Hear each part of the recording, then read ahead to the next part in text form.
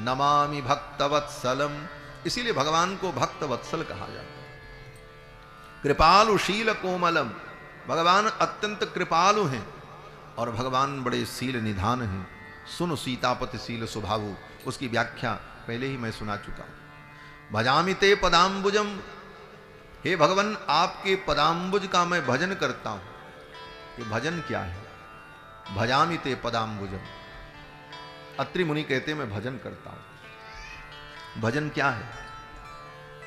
बोले जो गाया जाता ये भजन। लोग कहते महाराज आज भजन संध्या है, हम भजन गाएंगे। अमुक व्यक्ति भजन गा रहे थे। बोले जो गाया जाता है वो भजन तो उसको कहते हैं, लेकिन भजन का मतलब जानते हैं क्या? भजनम भक्ति है। भजन का मतलब भक्ति, और भक्ति का मतलब भगवान की सेवा। भज इच्छेष धातुर्वई सेवायाम परिकीर्तिता। भगवान की जो हम सेवा करते हैं उसका नाम भजन है। भजन क्या है?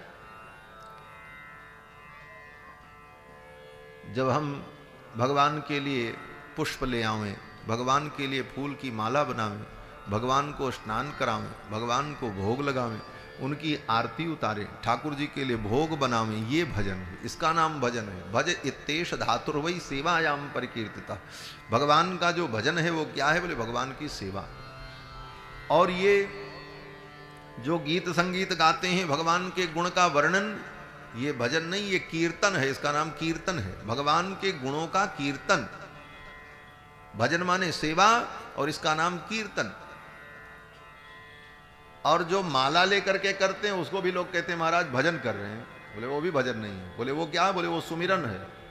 कीर्तन, भजन, सुमिरन तीनों में अंतर होता है। भजन का मतलब सेवा और सुमिरन का मतलब भगवान का स्मरण। इसीलिए माला से जपते हैं तो उसको सुमिरनी कहा जाता है, उसको भजनी नहीं कहा जाता। सुमिरनी कहते क्योंकि वो सुमिरन कराते हैं। तो भगवान का वो सुमिरन हुआ जो जप है। और ये जो गीत संगीत, बोले ये भगवान का कीर्तन। और भजन क्या? बोले भगवान की सेवा। इसीलिए भजन में और सुमिरन में अंतर है। कहते हैं ना, कहा हनुमंत विपति प्रभु सोई, जब तब सुमिरन भजन न होई। जब सुमिरन भजन दोनों बंद हो जाए तो समझो विपत्ति आएगी। तो भजन क्या है? बोले भगवान की सेवा। भगवान की पहले सेवा करें और भजन करने के बाद, सेवा करने के बाद जब खाली हो जाएं, क्यों? बोले भगवान को भोग लगा दिया, आरती कर दी, अब भगवान को शयन करा दिया, भगवान शयन कर गए, अब कौन सेवा करे? बोले अब भजन बंद हो गया। बोले तब? बोले अब सुमिरन करो, अब माला लेके बैठ जाओ, भगवान का नाम जपो। तब सुमिरन की बेला आती है।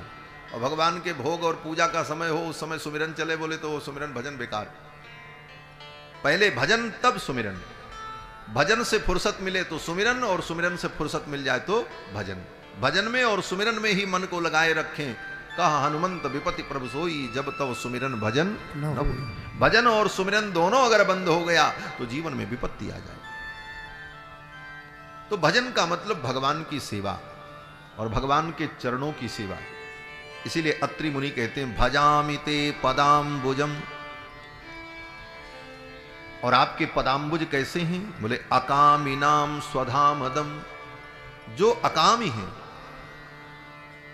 जिनके जीवन में कोई कामना नहीं है, ऐसे जो आपके निष्काम भक्त हैं, उन भक्तों को आप अपना धाम प्रदान करते हैं। स्वधाम दम, स्वम धामम, अपने धाम को आप दे देते हैं। अर्थात भगवान अपना धाम किसको देते हैं? बोले जिसके अंदर कोई कामना नहीं हो। संसार की कामना जब तक रहेगी, भगवान की भक्ति करते हुए नोट, पानी, पद, प्रतिष्ठा, घर, मकान, दुकान, बेटा, बेटी, नाती, पोता, ये सब हम भगवान से जब तक मांगते रहेंगे तब तक हमें भगवान का धाम नहीं मिलेगा। भगवान का धाम चाहने वाले के लिए संसार की कामनाओं का त्याग करना होगा। कहते हैं अकामिनाम स्वधामदम। जिनके जीवन में कोई कामना नहीं है, भौतिक कामनाओं से जो उपरत हो चुके हैं, उनको भगवान अपना धाम प्रदान करते हैं। निकाम श्याम सुंदर, काम रहित भगवान है। भगवान का एक नाम है निकाम, जिनके अंदर कोई कामना ही नहीं। भगवान आप्त काम, पूर्ण काम, परम निष्काम है। भगवान का भी एक नाम निष्काम है, इसलिए भगवान भी चाहते हैं तुम मेरे समान तुम भी निष्काम बनो, जैसे मैं निष्काम हूं उसी तरह तुम भी निष्काम हो जाओ। तो भगवान भी निष्काम और भगवान के भक्त भी निष्काम। तो निकाम श्याम सुंदरम भवाम्बुनाथ मंदरम। भवाम्बुनाथ मंदरम, ये संसार क्या है? ये संसार समुद्र है, और इस संसार समुद्र को, भव सागर को मथ देने वाले मंदराचल पर्वत हैं भगवान। भवाम्बुनाथ मंदरम, ऐसे भगवान के दिव्य स्वरूप का वर्णन अत्रि मुनि ने किया। बड़ी सुंदर स्तुति है। कहते हैं जगत गुरुम च शाश्वतम तुरीयमेव केवलम। हे भगवान, आप ही एकमात्र जगत गुरु हैं, जगत के पूज्य हैं। तुरीयमेव केवलम, आप ही एकमात्र तुरीय तत्व हैं। तुरीय माने, ये तुरीय शब्द हम बहुत सुनते हैं, तुरीयावस्था, तुरीयावस्था। तुरीय क्या है? कहते हैं 4 अवस्था होती है। एक जागृत अवस्था, अभी हम आप जग रहे हैं, और दूसरी हमारी आपकी अवस्था क्या होती है? बोले स्वप्नावस्था, जब सोते हैं तो सोते हुए स्वप्न जब देखते हैं, ये दूसरी अवस्था। और तीसरी अवस्था बोले सुसुप्तावस्था, सोते हैं लेकिन स्वप्न भी नहीं देखते हैं। 4 घंटा सोए, ऐसी गहरी नींद आई कि हम कहां थे हमको स्वयं पता नहीं था। जगने के बाद इतना पता चला कि हम सोए थे। और कभी कभी तो ऐसा होता कि व्यक्ति सोता यहां, मिलता वहां, उसको पता ही नहीं चलता हम रात में कहां सोए, कहां ढरक गए। तो ऐसी गहरी नींद जो आती है जिसमें स्वप्न भी नहीं होता, उसको कहते हैं सुसुप्तावस्था। सुसुप्तावस्था में अपनी भी सत्ता का बोध नहीं होता कि हम हैं कि नहीं, उसको खुद पता नहीं रहता कि हम हैं कि नहीं। बाद में जगने के बाद उसे पता चलता है कि हां हम सोए थे, लेकिन वो 3 घंटा हम कहां थे, क्या थे, वो खुद को पता नहीं। उसका नाम सुसुप्तावस्था। और इस तीसरी अवस्था के आगे एक अवस्था जो होती है जीव की, ब्रह्मावस्था, ब्रह्म भाव को प्राप्त कर लेता है, उसका नाम है चतुर्थ अवस्था। तो जो चतुर है, चतुर में च का लोप हो जाने पर, तुर बचने पर, तुर से तुरीय शब्द बनता। तुरीय का मतलब होता चौथी, तुरीय माने चौथी अवस्था। कहते हैं तुरीयमेव केवलम, उस चौथी अवस्था में, तुरीयावस्था में जो ब्रह्म तत्व की अनुभूति है, ब्रह्म भाव है, वो स्वरूप आप ही हैं। तुरीयमेव केवलम। अत्रि मुनि ने भगवान की बड़ी सुंदर स्तुति की और बिनती कर मुनिनाय सिर कह कर जोरी बहोरी, चरण सरोरुह नाथ जनि कबहु तजय मति मोर। इतनी स्तुति करने के बाद अंत में अत्रि मुनि ने कहा, हे प्रभु, आपसे एक ही विनती है कि मेरी मति आपके चरणों का अनुराग कभी न त्यागे, मेरी मति आपके चरणों में लगी रहे। इस प्रकार अत्रि मुनि ने स्तुति की। अनसुईया के चरणों में श्री सीता जी ने प्रणाम किया और फिर अनसुईया जी ने सीता जी को नारी धर्म का उपदेश किया। अनसुईया जी सीता जी को नारी धर्म का उपदेश देती हैं और कहती हैं कि सीते, इस संसार में माता पिता भाई ये स्त्री के लिए सब अधिकारी हैं, वो हितकारी हैं। मातु पिता भ्राता हितकारी, स्त्री का हित करने वाली उसकी मां भी होती है, भाई भी होता है, पिता भी होता है। लेकिन मित प्रद, ये सब हित करते हैं लेकिन सीमित हित करते हैं।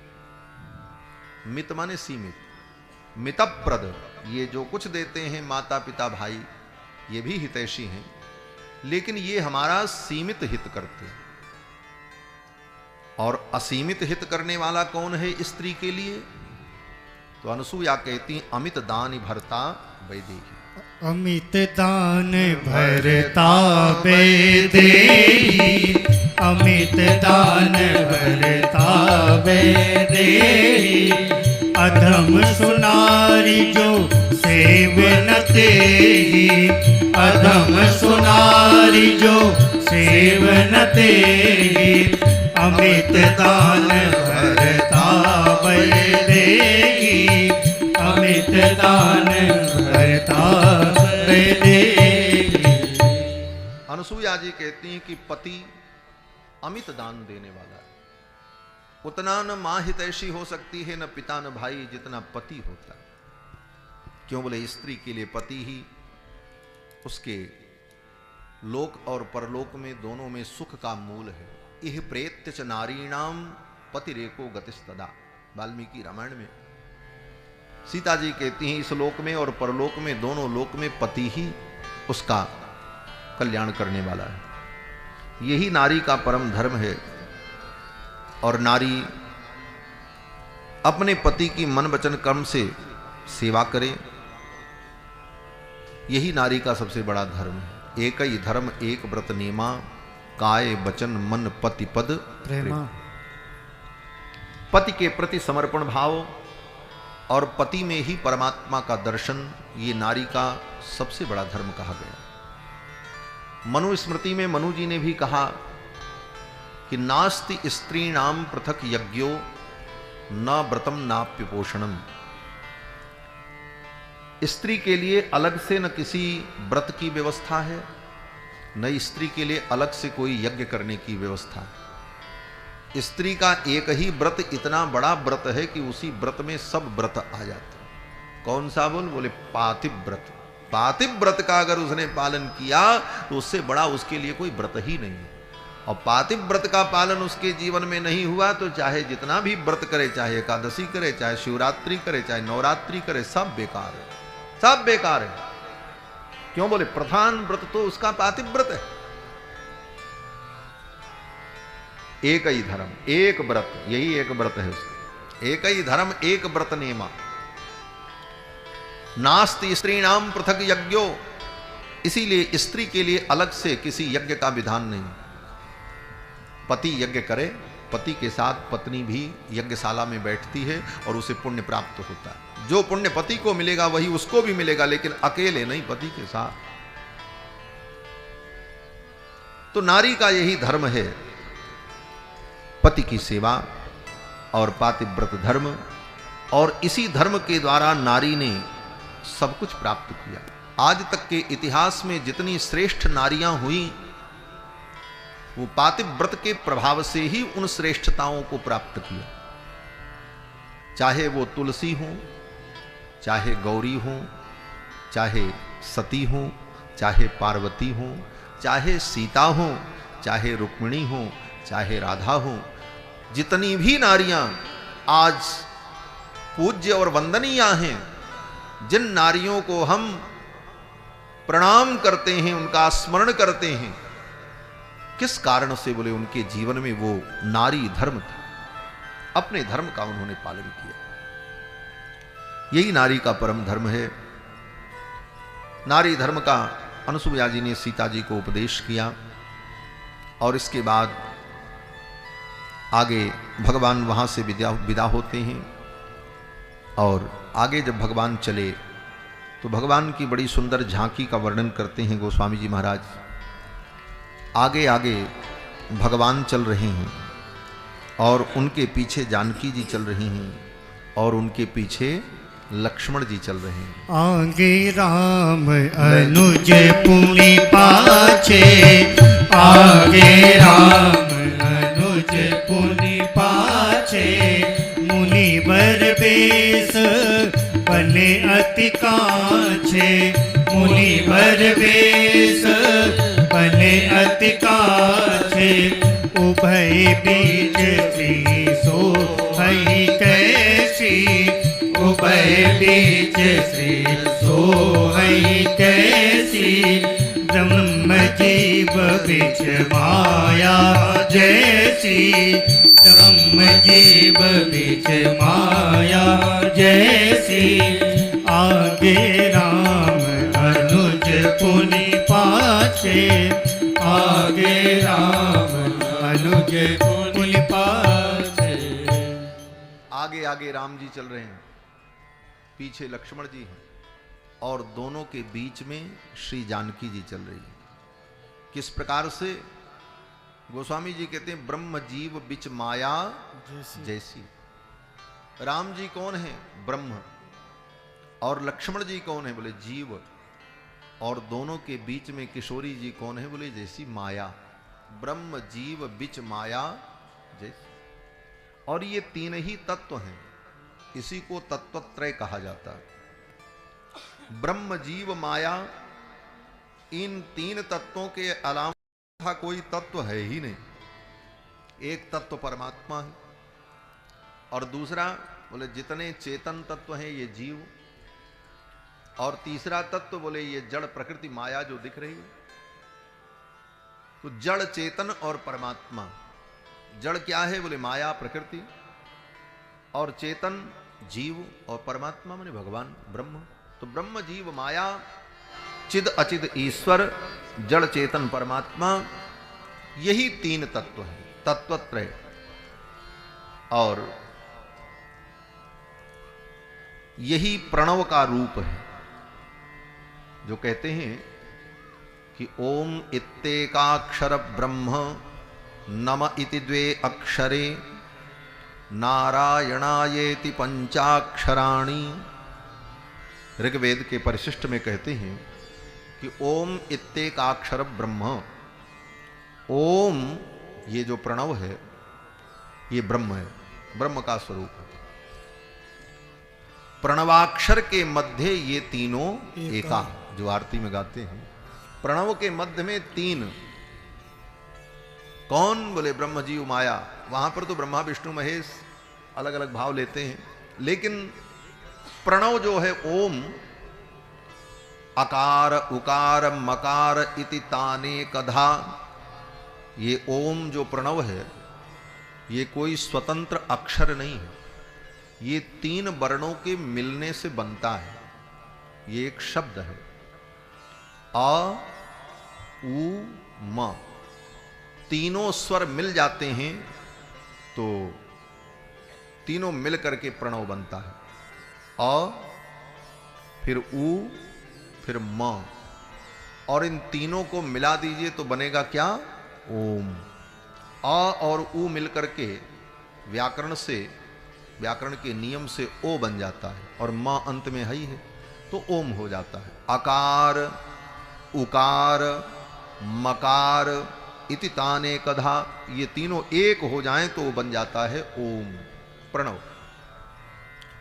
और ये तीनों क्या हैं? बोले यही ब्रह्म जीव माया का मूल तत्व है। अ माने भगवान। केवल अ लिख दिया जाए, हम लोग जो पढ़ते हैं छोटा अ बड़ा अ, ये अ क्या है? अ भगवान का नाम है। केवल अ लिख दिया जाए तो अ माने भगवान। गीता में पढ़ना, गीता में भगवान ने जब अपनी विभूति का वर्णन किया तो भगवान कृष्ण कहते हैं अक्षराणाम अकारोस्मि, अक्षरों में मैं अ हूं। पहला अक्षर जो है भगवान का ही नाम। इसीलिए दुनिया की जितनी भाषा होती है, हर भाषा के वर्णमाला में सबसे पहले अ ही पढ़ाया जाता है। अ से ही पढ़ाई होती है। क्यों? बोले भगवान के नाम से ही ज्ञान की शुरुआत होती। पढ़ते कहाँ से? अ से। पहले अ पढ़ाया जाता है। अंग्रेजी में भी पहले पढ़ाया जाए बोले ए, उर्दू में भी पढ़ाओ तो अलिफ, सबसे पहले अलिफ कहना पड़ेगा। अलिफ माने अ, तब बे पे ते टे से जो कुछ पढ़ना पढ़ो। तो आकार से ही संस्कृत में भी, संस्कृत में पढ़ते हैं तो सबसे पहले अयुण, सबसे पहले अ पढ़ा जाता है। अयुण सूत्र पहले आएगा। तो आकार भगवान का स्वरूप है। आकार माने भगवान नारायण। अकारार्थो विष्णु, केवल अ का अर्थ होता है विष्णु। तो अ माने भगवान श्री राम, वही ब्रह्म है। और उ, आ के बाद जो उ है, उ क्या है? बोले वही माया है, वही प्रकृति है, वही स्त्री जी है। और म, बोले म माने जीव। जीव को म अक्षर से कहा जाता है। मकारार्थो जीवः तदुपकरणम वैष्णवमिदम। म माने जीव, तो अ माने भगवान, उ माने माया प्रकृति, और म माने जीव। तो ब्रह्म जीव माया, यही तीनों अ उ म मिलकर के ओम बनते हैं। और उसी ओम का जो प्रकट रूप है वही ये सृष्टि है जो हम सृष्टि देखते हैं। अकार उकार मकार ब्रह्म जीव माया का जो सूक्ष्म रूप है वो तो ओम है, और उसका जो स्थूल रूप है वो ये प्रकट सृष्टि है।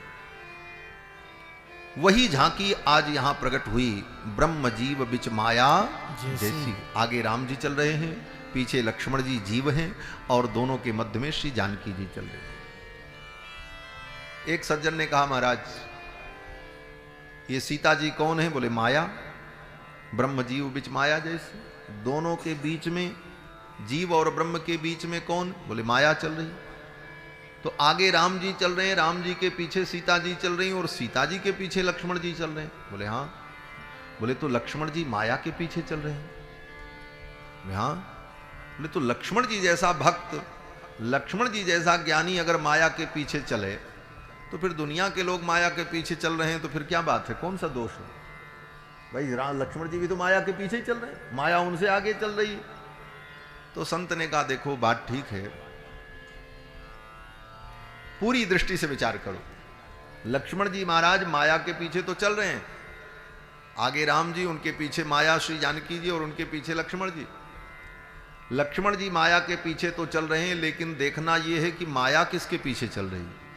माया तो भगवान के पीछे चल रही। जो माया भगवान के पीछे चले, जो माया भगवान के पद चिन्हों पर चले, जो भगवान का अनुगमन करे, ऐसी माया के पीछे अगर जीव चलता है तो उस जीव का कल्याण होगा। और जो माया भगवान को पीछे छोड़ करके आगे चल रही हो, ऐसी माया के पीछे जो जाएगा उस जीव का पतन हो जाएगा। जो माया भगवान के पीछे चले, उस माया के पीछे चलने में कोई आपत्ति नहीं।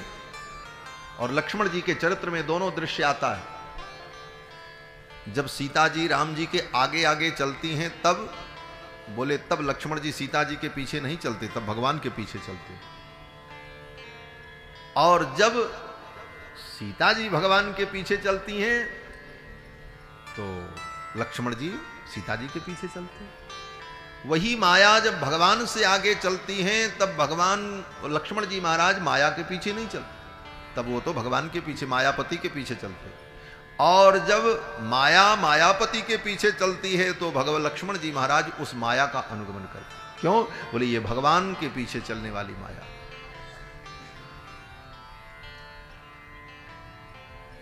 अब माया भी भगवान की दो प्रकार की है, एक व्यामोह उत्पन्न करने वाली और एक माया पोषण करने वाली। जो माया जीव को व्यामोह में डालती है वो माया भगवान से भी आगे चलती है, और जो माया जीव का पोषण करती है वो माया भगवान का अनुगमन करती है। जब सती जी सीता का वेश बना करके आई तो भगवान से आगे आगे चलने लगी। जब सती जी आई थी परीक्षा लेने के लिए, धरि सीता कर रूप आगे हुए चल पंथ ते ही, आगे हुए चल पंथ ते ही। जिस रास्ते में राम जी चल रहे थे उनके आगे आगे चलने लगे। आगे हुए चल पंथ ते ही जेहि आवत नर भूप। लक्ष्मण जी ने देखा ये तो राम जी के भी आगे चल रहे हैं, तो लक्ष्मण जी उन सीता के पीछे नहीं गए, राम जी के पास ही खड़े रहे। क्यों? बोले ये सीता तो भगवान से भी आगे जा रहे हैं। तो जो माया भगवान के पीछे चले उस माया के पीछे चलने में कोई आपत्ति नहीं। अब माया क्या है? बोले धन संपत्ति वैभव सुख समृद्धि, यही तो भगवान की माया है जो दिख रही। अब इसमें हम कैसे निर्णय करें कि ये माया भगवान के पीछे चल रही है कि भगवान के आगे चल रही है? ये प्रश्न हमारे आपके लिए। हम कैसे निर्णय करें कि ये माया भगवान के आगे चल रही, पीछे चल रही है? तो कहते हैं देखो, ये माया जब आवे, धन संपत्ति वैभव सुख समृद्धि पद प्रतिष्ठा मिले, तो ये सब मिलने के बाद अगर तुम्हारा मन धर्म में लगता है, धन संपत्ति आई, खूब कमाई हुई, खूब व्यापार बढ़ा, पद प्रतिष्ठा मिल गई, तो मन में अच्छे अच्छे संकल्प आए कि अब कथा सुने, यज्ञ करें, तीर्थ करें, दान करें, गौ की सेवा करें, ऐसे सत्कर्म करने की इच्छा उत्पन्न हुई, तो समझ लेना कि वो माया आई है जो भगवान के पीछे चलती है। ये तुमको भगवान की ओर लेकर के जाएगी, ये भगवान के पीछे चलने वाली माया है। और जिस धन संपत्ति वैभव के आने के बाद दिमाग में गड़बड़ बात आवे, संपत्ति वैभव आने के बाद होटल में जाने का मन करे, होटल में जाकर के बोतल खोलने का मन करे, होटलिंग करो, बोतलिंग करो, टोटलिंग करो, ये सब करने का मन करने लग जाए, कबाब और शबाब अच्छे लगने लग जाएं, तो समझ लेना कि ये माया जो आई है ये भगवान से आगे जा रही और ये तुमको कहाँ ले जाएगी इसका कोई ठिकाना नहीं। इसलिए उस माया के पीछे चलो जो माया भगवान का अनुगमन करती है। संपत्ति वैभव आवे, सत्कर्म की इच्छा उत्पन्न हो तो समझ लो पवित्र माया है, और ये पवित्र माया तुम्हें भगवान के चरणों तक पहुंचाएगी, कल्याण करेगी। रूप एक ही जैसा होगा, धन का रूप वही होता, उसमें कोई अंतर नहीं होता। सीता जी का वही रूप है, लेकिन वही सीता जी उद्भव स्थिति संहारकारिणीं क्लेशहारिणीं सर्वश्रेयस्करीं सीतां नतोहम राम वल्लभाम। सीता जी का रूप तो वही है, लेकिन वो सीता जी जब रघुनंदन के साथ रहती हैं, भगवान का अनुगमन करती हैं, तो वही सीता जी जीव को समस्त प्रकार का सुख देती हैं, सर्वश्रेयस्करीं सीताम। और वही सीता जी राम जी को पीछे छोड़कर अकेले जब लंका में पहुंच जाती हैं, तो वही सीता जी फिर लंका वासियों का कल्याण नहीं करती, विनाश करती। वही लक्ष्मी है, उनमें अंतर नहीं। लेकिन लंका में पहुंचने के बाद उन्होंने क्या किया, बोले काल रात्रि निश्चर कुल केरी और तेहि सीता पर प्रीति घनेरी। वो काल रात्रि बन गई और संपूर्ण लंका का संहार करा दिया, तब वहां से चल करके आई। तो जो भगवान के पीछे चले, ऐसी माया के पीछे चलने में भलाई है। वो माया जीव का कल्याण करती है, और ये तो समझाने की दृष्टि से है। भगवती पराम्बा जगत जननी माया क्या है, बोले माया शब्द के बहुत अर्थ हैं। ब्रह्म जीव बिच माया जैसी, यहाँ माया शब्द का एक अर्थ है भगवान की कृपा। माया दंभे कृपायाम च, अमर कोश में भगवान की कृपा को भी माया कहा गया। तो ब्रह्म जीव बिच माया जैसी, ब्रह्म और जीव के बीच में कौन है, बोले जानकी जी हैं। माया, माया माने कृपा। कृपा ही एक ऐसा तत्व है जो जीव और ब्रह्म के बीच में, अगर ये कृपा तत्व न हो तो जीव का कभी कल्याण ही नहीं हो सकता। भगवान और जीव के बीच में कृपा ही वो सूत्र है जो जीव और परमात्मा को जोड़ता है। ब्रह्म जीव बिच माया जैसी। अब भगवान आगे चले, इस स्वरूप का वर्णन श्री वाल्मीकि रामायण में भी महर्षि वाल्मीकि ने किया है, ठीक ऐसे किया। अब आगे भगवान जब चले तो एक असुर मिल गया भगवान को। कौन असुर, बोले इसका नाम विराध। मिला असुर विराध मग जाता, मिला असुर विराध मग जाता, आवत ही रघुवीर निपाता, आवत ही रघुवीर निपाता, आवत ही रघुवीर निपाता, आवत ही रघुवीर निपाता, तुरत ही रुचि रूप ते ही पावा, तुरत ही रुचि रूप ते ही पावा, देख दुखी निज धाम पठावा, देख दुखी निज धाम पठावा। तुरत ही मिला असुर विराध मग जाता। रास्ते में विराध नाम का एक असुर मिल गया, बड़ा विशाल काय था महाराज। यहां तो श्रीमद् रामचरितमानस में गोस्वामी तुलसीदास जी ने विराध वध का वर्णन एक चौपाई में ही कर दिया। मिला असुर विराध मग जाता, आवत ही रघुवीर निपाता। आते ही राम जी ने उसको मार दिया। तुरत ही रुचिर रूप ते ही पावा, देख दुखी निज धाम पठावा। राम जी के मारते ही वो दिव्य रूप में प्रकट हो गया और भगवान ने उसको अपने धाम भेज दिया। इतनी कथा। लेकिन वाल्मीकि रामायण में थोड़ा विस्तार से वर्णन किया है वाल्मीकि जी। उधर से विराध आ रहा था, बड़ा विशाल काय था, पूरे शरीर पर वो खाने का सामान लादे हुए था। क्या क्या रखे था? बोले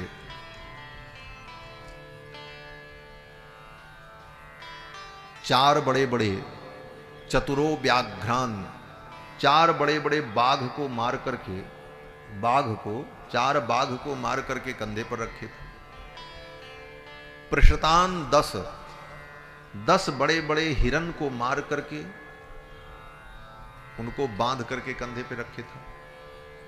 एक विशालकाय हाथी को मार करके उसके मस्तक में शूल घोंप कर उसको उठाए हुए आ रहा था। 2 ब्रिकऊ, 2 गीदड़ को मार करके अगल बगल लटकाया था खाने के लिए। इस प्रकार इतने पशुओं को मार करके खाने के लिए लेकर के जा रहा था। तब तक राम जी उधर से आ गए, राम जी को देखा। राम जी को देखते ही विराध ने कहा है, मुनि दूषकौ, मुनियों के चरित्र को दूषित करने वाले तुम दोनों कौन हो? राम जी से बहस करने लगा। मुनि दूषकौ, मुनियों के चरित्र को दूषित करने वाले तुम लोग हो। राम जी ने कहा क्यों? तो विराध ने कहा, वेश तो मुनि का बनाया है तुम दोनों ने, और अपने साथ एक स्त्री लेकर के घूम रहे हो। मुनि महात्माओं के साथ कहीं स्त्रियां घूमती? मुनि दूषकौ, मुनि के चरित्र को दूषित करने वाले तुम लोग हो। कौ युवाम मुनि दूषकौ, तुम दोनों कौन हो बताओ। अब राम जी जब तक कुछ बताते तब तक सीता जी को उस विराध ने उठा लिया और उसने कहा, तुम मुनि हो, महात्मा हो, मुनियों के साथ स्त्री का रहना ठीक नहीं है, इसलिए इसको हम ले जाते हैं। ऐसा कह करके जानकी जी को उसने उठा लिया। अब जानकी जी करुण क्रंदन करने लगी। जब जानकी जी करुण क्रंदन करने लगी तो भगवान श्री राम और कुमार लक्ष्मण ने, दोनों भाइयों ने धनुष पर बाण चढ़ाया और विराध को मारने चले। तो विराध को क्या सूझी, उसने जानकी जी को उठा करके जमीन पर रख दिया और राम लक्ष्मण दोनों भाइयों को उठाया और अपने कंधे पर बैठा लिया। उठा करके ऐसे जैसे किसी बच्चे को कोई बैठा ले, उसी प्रकार दोनों भाइयों को विराध ने, बड़ा विशालकाय था। वाल्मीकि जी वर्णन करते हैं कि जब वो आ रहा था तो पृथ्वी कांप रही थी, उसके चलने से पृथ्वी कांपती। बोले पूरी पृथ्वी नहीं कांपती, माने आसपास की भूमि में कंपन होता। जैसे शताब्दी ट्रेन आ जाती है तो स्टेशन लगता पूरा हिल रहा, ढक ढक ढक ढक, उसी प्रकार से उसके आने पर वो चले तो आसपास की भूमि कंपित होती, इतना होता था। वो विराध आया और राम लक्ष्मण को, दोनों भाइयों को उठा करके कंधे बैठा लिया और लेकर के भगा जंगल की ओर, घनघोर जंगल की ओर। अब जानकी जी विलाप करने लगी, हे रघुनंदन, हे लक्ष्मण। भगवान श्री राम ने लक्ष्मण से कहा, लक्ष्मण तलवार निकालो और इसकी भुजा को काट दो। दाहिने कंधे पर भगवान बैठे थे, बाएं पर लक्ष्मण जी थे। दोनों भाइयों ने अपनी अपनी तलवार निकाली और उसकी भुजा को काट दिया। भुजा कट करके जब गिरी तो दोनों भाई कूद करके नीचे आ गए, क्योंकि भुजा से ही पकड़े था राम जी को लक्ष्मण जी। दोनों भाई उतर करके नीचे आ गए। उसकी भुजा जब कट गई तो विराध ने पूछा राम जी से, आप कौन हैं? आप अयोध्या के राजा महाराज दशरथ के पुत्र हैं, आपका नाम राम है और ये आपके भाई लक्ष्मण है। राम जी ने कहा, विराध ने चरणों में प्रणाम किया। विराध ने कहा, हे नाथ, आपके द्वारा ही मेरा उद्धार होना था। मैं गंधर्व था, कुबेर के शाप के कारण मैं इस राक्षस योनि को प्राप्त हुआ और मेरा उद्धार आपके द्वारा ही होना है, आप मेरा उद्धार करें। भगवान ने कहा, तुम्हारा उद्धार कैसे होगा, तुम कैसे मरोगे? तो विराध ने कहा, महाराज धनुष बाण से आप हमको मारेंगे तो हम नहीं मरेंगे, आप मेरे टुकड़े टुकड़े कर डालेंगे फिर भी मैं नहीं मरूंगा। तब तो विराध ने कहा कि आप एक गड्ढा खोदिए और उसी गड्ढे में हमको रख करके मट्टी से दबा दीजिए, तब हमारी मृत्यु होगी, ऐसे नहीं मरेंगे। हमारी मृत्यु का यही विधान है। रक्षसाम गत सत्वानाम एस धर्म सनातन हमारे लिए यही विधान है, इसलिए हमको गड्ढे में खोद करके आप गाड़ दिए। फिर तो राम जी ने लक्ष्मण जी को इशारा किया, लक्ष्मण जी ने एक बहुत बड़ा गड्ढा तैयार किया, उसी गड्ढे में विराध को ढकेला और फिर राम जी उसकी छाती पर अपना चरण रख करके खड़े रहे। लक्ष्मण जी ने जल्दी जल्दी मिट्टी डाली और मिट्टी डालने के बाद पाट करके दोनों भाइयों ने अपने चरण से दबा दबा करके मिट्टी को बराबर कर दिया। इस प्रकार विराध को भगवान ने मारा। विराध की जब मृत्यु हो गई तो विराध को दिव्य शरीर की प्राप्ति हो गई और भगवान को प्रणाम करके विराध स्वर्ग चला गया, भगवत धाम चला गया। वाल्मीकि रामायण में है कि उसे स्वर्ग की प्राप्ति हो गई और यहां पर गोस्वामी जी महाराज कहते हैं, देख दुखी निज धाम पठावा, निज धाम में भेज दिया भगवान ने। स्वर्ग शब्द का दो प्रकार का भी अर्थ होता है। स्वर्ग माने भगवान का धाम भी है और स्वर्ग माने इंद्र आदि जो लोक हैं उनको भी स्वर्ग कहा जाता है। तो प्रसंग के अनुसार अर्थ का चिंतन कर लेना चाहिए।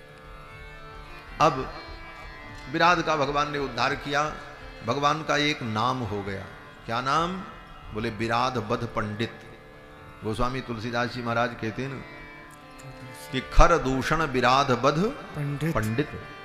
खर दूषण और विराध का वध करने में भगवान पंडित है।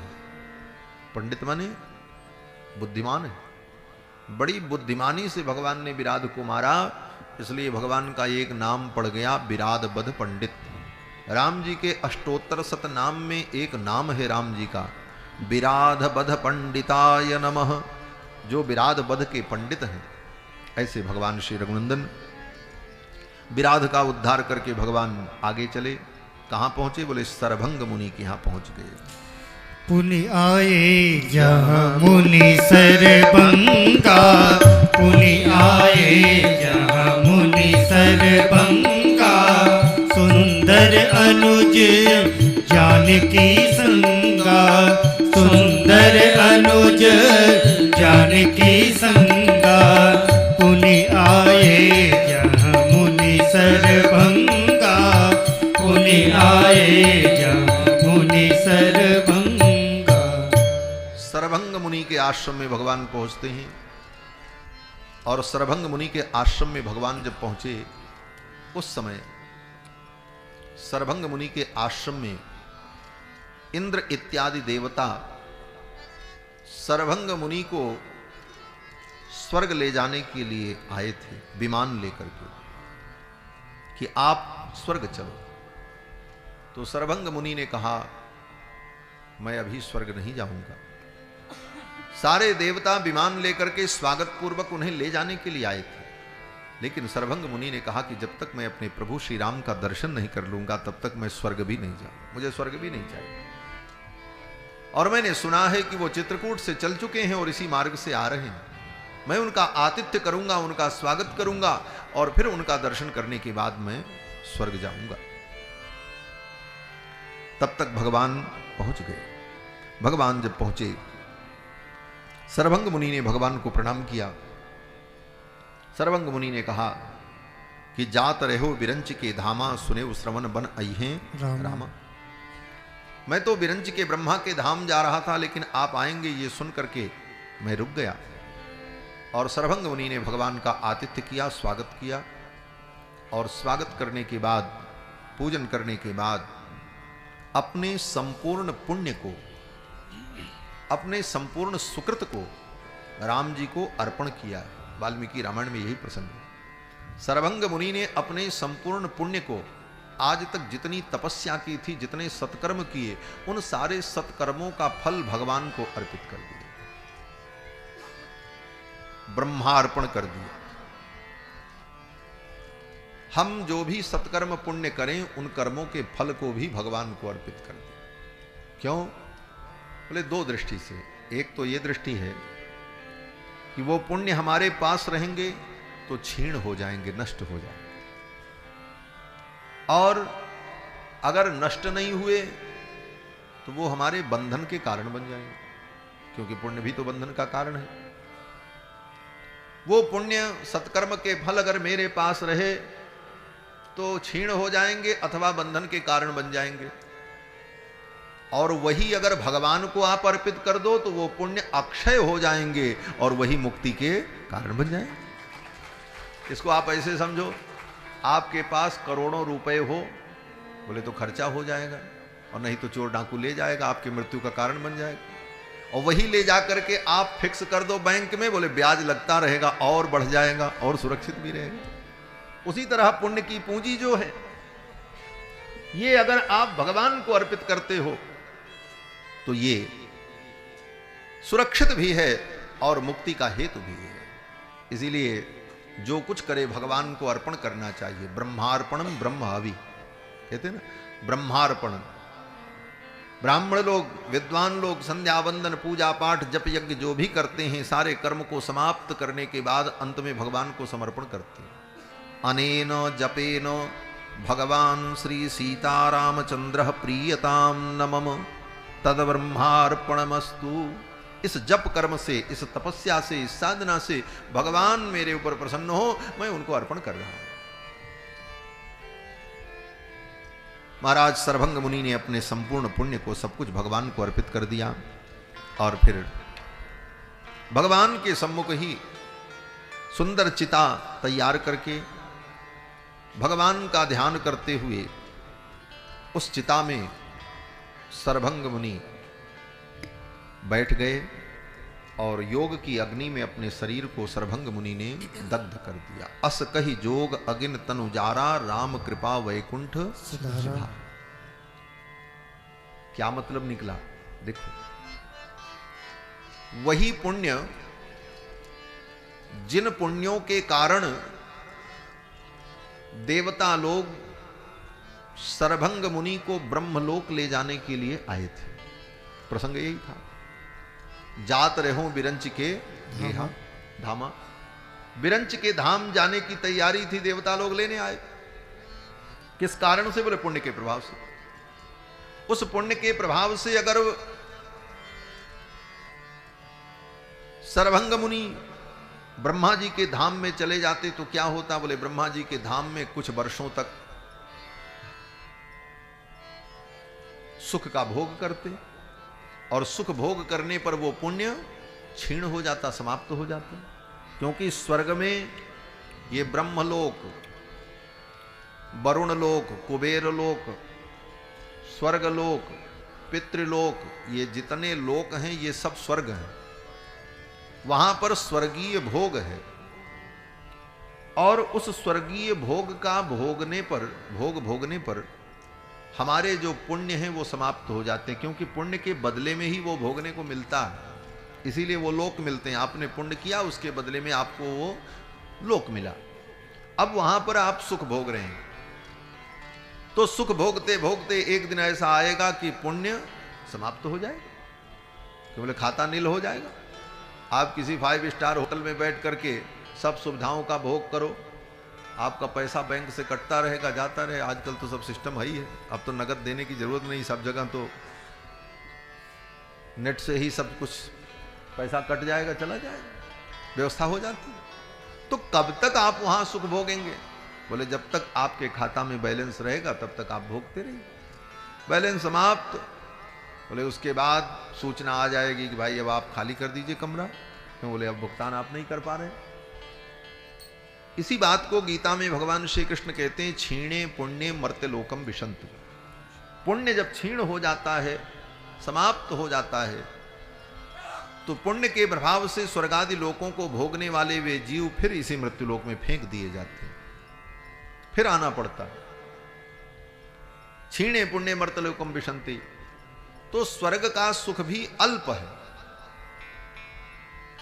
स्वर्गहु स्वल्प अंत दुखदाई, स्वर्ग का सुख भी अल्प है और दुख देने वाला है। लोग बड़े शान से कहते हैं, महाराज हमारे अमुक पिता पितामह स्वर्गवासी हो गए। बोले स्वर्गवासी होना बहुत अच्छी बात नहीं, वैकुंठवासी होना चाहिए, साकेतवासी होना चाहिए, गोलोकवासी हम बने।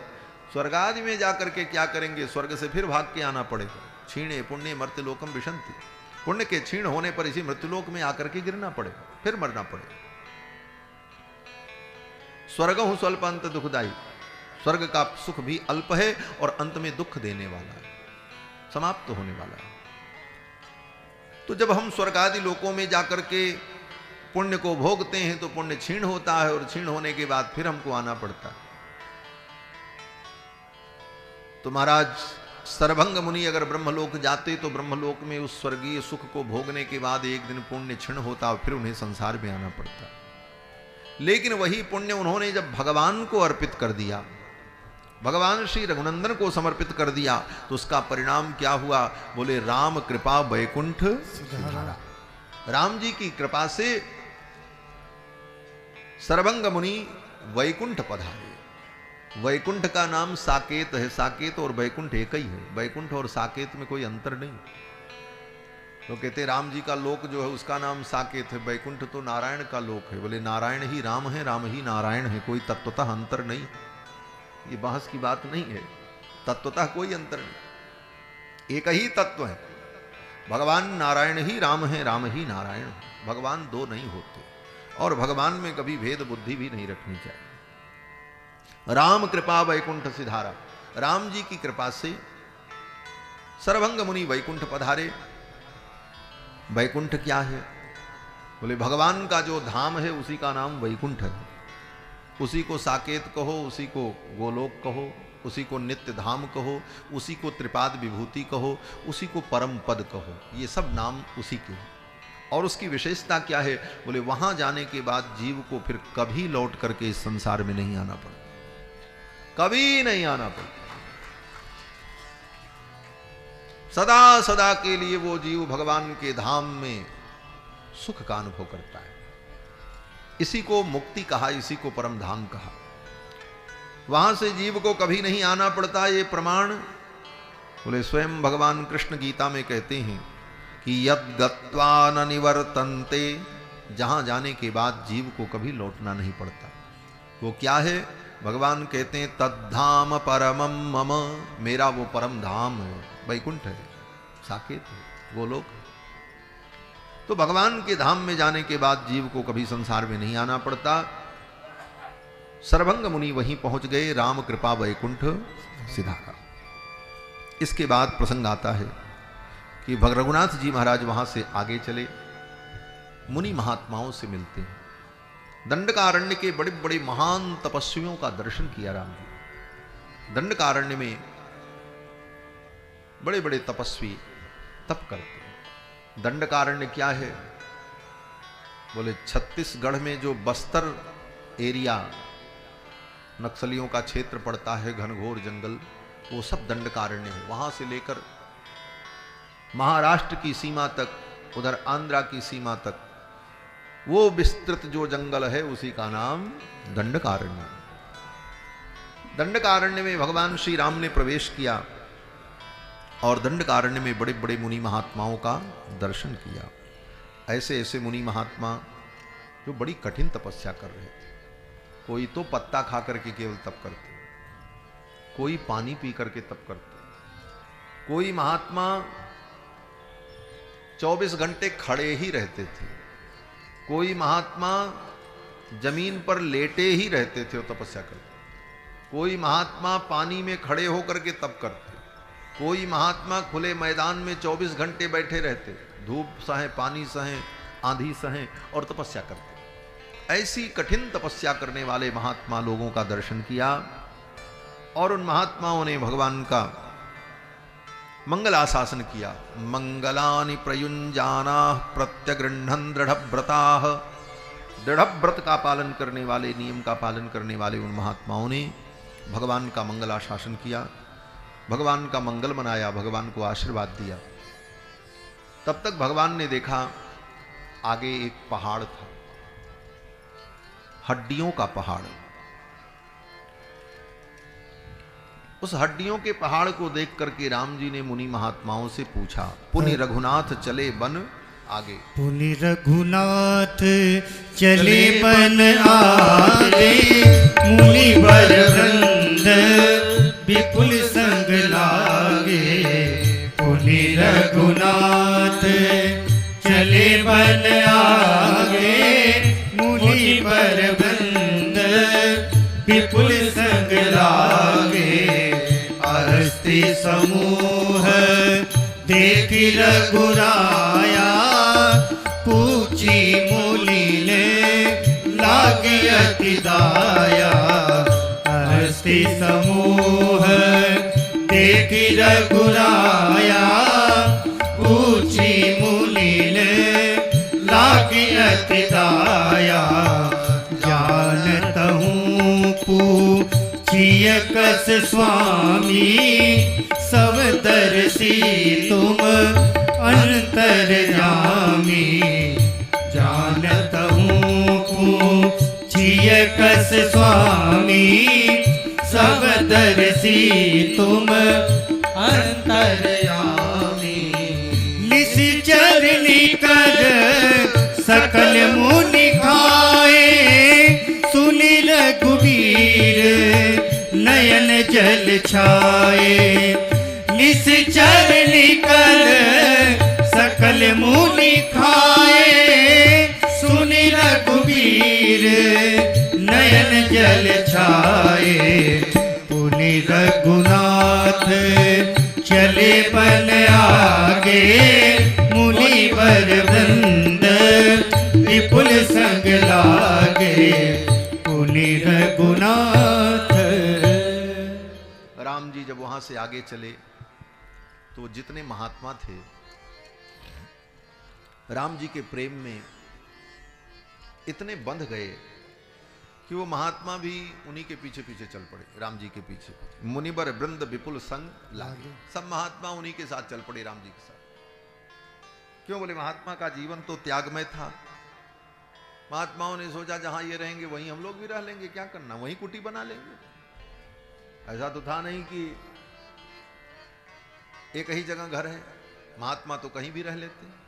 वे महात्मा लोग भगवान के संग चल पड़े कि जहां ये रहेंगे वहीं हम रहेंगे, इनका दर्शन प्राप्त करते रहे। आगे जाने पर देखा हड्डियों का पहाड़, अस्थि समूह देख रघुराया, पूछी मुनन लाग अति दाया। हड्डी के पहाड़ को देखकर राम जी ने पूछा उन मुनियों से, महात्माओं से, मुनिवर ये हड्डियों का पहाड़, ये तो हड्डियां मनुष्यों की हड्डियां लगती हैं। तो महात्माओं ने कहा महाराज आप सब जानते हो, फिर भी आप पूछ रहे हो। जानत हूं पूछस कस्वामी, आप तो अंतर्जामी हो, समदर्शी हो, सबदर्शी हो, सब कुछ आप देख सकते हो, सर्वदर्शी हैं आप, अंतर्यामी हैं, आपको क्या बताना। बात सत्य है, मुनियों की ये बात सत्य है। भगवान सबदर्शी हैं, सब देख लेते हैं, सब जानते हैं, अंतर्जामी है। लेकिन फिर भी भगवान पूछ रहे हैं और मुनि को बताना पड़ रहा है। और तब भगवान ने कृपा की। तो जानते हुए भी, सब कुछ जानते हुए भगवान ऐसा अनजान बन करके क्यों रहते हैं?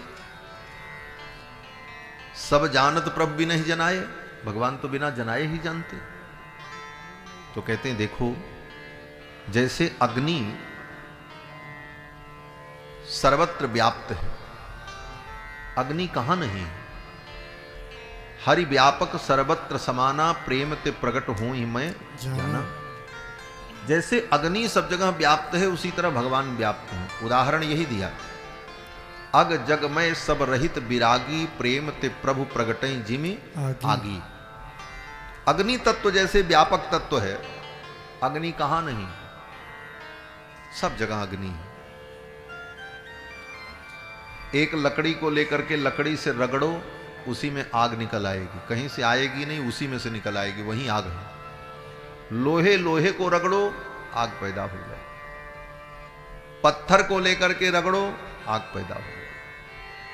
अपने इस कोमल हाथ को कस करके ऐसे रगड़ने लग जाओ, परिणाम क्या होगा? बोले हाथ ही जल जाएगा, इसी में आग प्रकट हो। अग्नि तत्व, अग्नि तत्व सब जगह है, हर जगह वो अग्नि तत्व है। लेकिन कोई वस्तु जल नहीं रही है। क्यों नहीं जल रही? लकड़ी के अंदर आग रहती है, और की तो बात छोड़ दो, अग्निशलाका जो माचिस की डिबिया होती है, उसी में आग भरी है, लेकिन वो माचिस नहीं जलती है, रखी रहती है। जब घर्षण करके उसे प्रकट किया गया, तब वही आग जलाने में समर्थ हो जाती है। आग तो उसी में है। उसी तरह अग्नि सब जगह व्याप्त है, लेकिन वो अग्नि उस वस्तु को नहीं जलाती। लकड़ी के अंदर आग है, लेकिन वो आग उस लकड़ी को नहीं जलाती, और उसी लकड़ी को घिस करके प्रकट कर दो आग को, फिर छोड़ दो, फिर वही आग उस लकड़ी को जला देगी, जिस लकड़ी से निकली उसी को जला देगी। कब? बोले जब वो प्रकट होगी तब। तो जिस तरह अग्नि सर्वत्र व्याप्त होकर के भी हमारे ताप को, हमारी शीतलता को अथवा हमारी ठंडी को दूर करने में समर्थ नहीं होती, अग्नि का हम उपयोग नहीं कर पाते, अग्नि का लाभ हमें नहीं मिल पाता जब तक वो प्रकट न हो, उसी प्रकार सब कुछ जानते हुए अंतर्यामी परमात्मा जब तक हम उनसे निवेदन न करें, अपने भाव को व्यक्त न करें, तब तक वो कुछ नहीं करते। वो तो व्यक्त करना पड़ता है।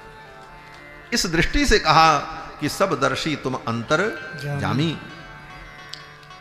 भगवान से जब मुनियों ने कहा तो निश्चर निकर सकल मुनि खाए। महात्माओं ने कहा भगवान, राक्षसों ने ऋषियों मुनियों को, महात्माओं को खा खा करके हड्डी का ढेर लगा दिया। उस जमाने में, त्रेता युग में क्या स्थिति थी कल्पना करो। जो ऋषि मुनि महात्मा लोग तपस्या करें, उनको मार करके राक्षस लोग उनका मांस खा जाते थे, और हड्डियों का ढेर लगा दिया था। एक दो महात्मा नहीं, हजारों लाखों संत ऋषि मुनि महात्माओं को मार मार करके खा गए महाराज मांस उनका, और हड्डियों की ढेर लगा। ये मांसाहारी लोग कितने बड़े राक्षस हो सकते हैं, इनका कोई ठिकाना नहीं। आज दुनिया का सबसे बड़ा राक्षस देश अगर कोई है तो चाइना है, जहां सब खा रहे हैं। चूहा, मेढक, बंदर जो मिले, कुत्ता बिल्ली सब खा जाते हैं। महाराक्षस है महाराज। वो तो मनुष्य का भी मांस अगर मिल जाए तो खा लेंगे, उनके लिए कोई आपत्ति नहीं। यही सब राक्षस हैं कलयुग, और उसका परिणाम भी भोग रहे हैं। इतनी भयंकर बीमारी पैदा हुई है, लोग परेशान हैं, बुद्धि काम नहीं कर रही। तो महाराज उस त्रेता युग में वे राक्षस इतने भयानक ऋषि मुनियों को खा करके हड्डियों का ढेर लगा दिया। भगवान के आंखों में जल आ गए। सुनि रघुवीर नयन जल छाए। इन महात्माओं को इन राक्षसों ने इतना दुख दिया। ये महात्मा किसी का कुछ नहीं बिगाड़ते, राम राम करते हैं, भजन करते हैं, और उनको इतना दुख दिया, उनके मांस तक को खा गए, उनको जीने नहीं दिया। राम जी को क्रोध आ गया। भगवान श्री राम ने धनुष उठाया और उन मुनियों के बीच में हाथ उठा करके प्रतिज्ञा की, हे मुनियों, आज ये दशरथ नंदन राम इतने ब्राह्मणों के सामने, इतने मुनि महात्माओं के सामने ये संकल्प करता है, निश्चर हीन करहूं मही भुज उठाई प्रण। इन निशाचरों को मैं मार दूंगा, इस पृथ्वी को निशाचरों से हीन बना दूंगा। इन निशाचरों ने इतना दुख दिया। भगवान ने प्रतिज्ञा कर ली, और प्रतिज्ञा करके भगवान वहां से आगे चल पड़े। निशाचरों के वध की भगवान ने जब प्रतिज्ञा की, तो ये बात श्री जानकी जी को अच्छी नहीं लगी। कुछ भी हो, जानकी जी तो परम करुणामयी हैं, खून खराबा उनको अच्छा नहीं लगता। लेकिन क्या करने आए। थोड़ी दूर आगे जाने के बाद एकांत देख करके श्री जानकी जी ने भगवान से कहा, प्रभु आपने ऐसी प्रतिज्ञा की, उन राक्षसों ने आपका क्या बिगाड़ा है? आप उनको मारने का ये संकल्प क्यों कर रहे हैं? आप आए हैं तपस्या करने के लिए जंगल में। मुनि महात्माओं का काम तप करना है, हत्या करना नहीं है। ये अस्त्र शस्त्र लेकर के आप आए, इसीलिए आपके अंदर मारकाट मचाने की ये इच्छा पैदा हुई। जानकी जी ने भगवान से कहा, मनुष्य के जीवन में 3 प्रकार के दोष होते हैं। 3 दोष कौन? बोले, एक असत्य भाषण, और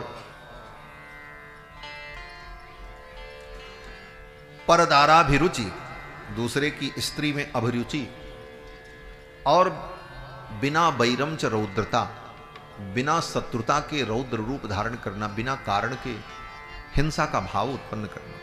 ये 3 दोष मनुष्य के जीवन को बिगाड़ देते हैं। जानकी जी ने कहा, ये 3 दोष बड़े भयानक हैं। एक असत्य भाषण, और परिस्त्री में अभिरुचि, और बिना कारण के हिंसा का विचार रखना, जिसमें दो चीजें तो आपके अंदर नहीं है, आप असत्य भाषण नहीं करते, पर स्त्री में आपका कभी मन नहीं जाता, लेकिन बिना कारण ये हिंसा करने का संकल्प आपने किया, ये ठीक नहीं, ये तीसरा दोष आपके अंदर आ रहा है। लेकिन इतना कहते हुए जानकी जी कहती हैं, प्रभु स्मारये न तो शिक्षये, मैं आपको स्मरण दिला रही हूं, मैं आपको शिक्षा नहीं दे रही हूं। आप ये मत समझना कि मुझे उपदेश कर रही। स्त्री को अपने पति को समझाना चाहिए, अवसर पाकर के मन अनुकूल हो तो सही रास्ता बताना चाहिए, लेकिन किस प्रकार से बोले उसे यह न लगे पति को कि हमको उपदेश सुना रही है, फिर तो बुरा लग जाएगा भाई। कुछ भी हो, पति पति, पत्नी उपदेश करेगी और पति सुनेगा। इसीलिए जानकी जी ने कहा यही व्यवहार है, व्यवहार से इसे सीखना। इसीलिए रामायण गीता भागवत सुनी जाती कि हम व्यवहार की कला को सीखें। जानकी जी कहती हैं स्मारये न तो शिक्षये, मैं आपको स्मरण दिला रही हूं, मैं आपको उपदेश नहीं कर रही हूं। हम क्या आपको उपदेश करेंगे? आप स्वयं ज्ञानी हो, आपको सब मालूम है, आप भी जानते हो, शायद भूल गए हो, इसीलिए मैं आपको याद दिला रही हूं। स्मारये, आपको स्मरण करा रही, न तो शिक्षये, शिक्षा नहीं दे रहे। तो भगवान ने कहा, देवी आपने ठीक कहा, लेकिन अब मैंने प्रतिज्ञा कर ली है उन राक्षसों के वध की, तो इस प्रतिज्ञा का मैं त्याग नहीं कर सकता। सीता जी ने कहा इतनी हिंसा होगी और बिना कारण ये हिंसा होगी, उन राक्षसों ने आपका क्या बिगाड़ा है, आप क्यों मारोगे? भगवान ने कहा, सीते मेरी भी प्रतिज्ञा सुन लो। भगवान ने कहा, सीते मैं अपने प्राण का त्याग कर सकता हूं, त्वाम वा सीते सलक्ष्मणाम, मैं तुम्हें त्याग सकता हूं, अपने भाई लक्ष्मण का भी त्याग कर सकता हूं, लेकिन ब्राह्मणों के सामने की गई अपनी प्रतिज्ञा का त्याग नहीं कर सकता। ब्राह्मण मेरे आराध्य हैं, नमो ब्रह्मण्य देवाय गो ब्राह्मण हिताय च। भगवान ने कहा, ब्राह्मणेभ्यो विशेषतः, इन ब्राह्मणों के सम्मुख की गई अपनी प्रतिज्ञा का मैं त्याग नहीं कर सकता। मैं अपने प्राण त्याग दूंगा, तुम्हें त्याग दूंगा, लक्ष्मण को त्याग सकता हूं, लेकिन इन ब्राह्मणों के सामने की गई अपनी प्रतिज्ञा का मैं त्याग नहीं कर सकता। सीता जी ने देखा कि अब ये दृढ़ हैं, तो इनको कौन टाल सकता है। और भगवान ने भी मन में सोचा, ठीक है, जानकी जी कहती हैं बिना कारण के आप राक्षसों को क्यों मारोगे, तो चिंता मत करो देवी जी, आपको ही हम राक्षसों के वध का कारण बनाएंगे, तब आप कहने लायक नहीं रहोगे। इसीलिए भगवान ने जानकी जी को ही राक्षस के वध का कारण बनाया, जानकी जी का ही हरण करा दिया। नहीं तो रावण की हिम्मत की, वो जानकी जी को लेकर के चला गया। एक जयंत ने आकर के चोंच का प्रहार किया, तो एक तृण उठा करके राम जी ने छोड़ दिया, पूरे ब्रह्मांड में उसको कहीं बैठने की जगह नहीं मिली है?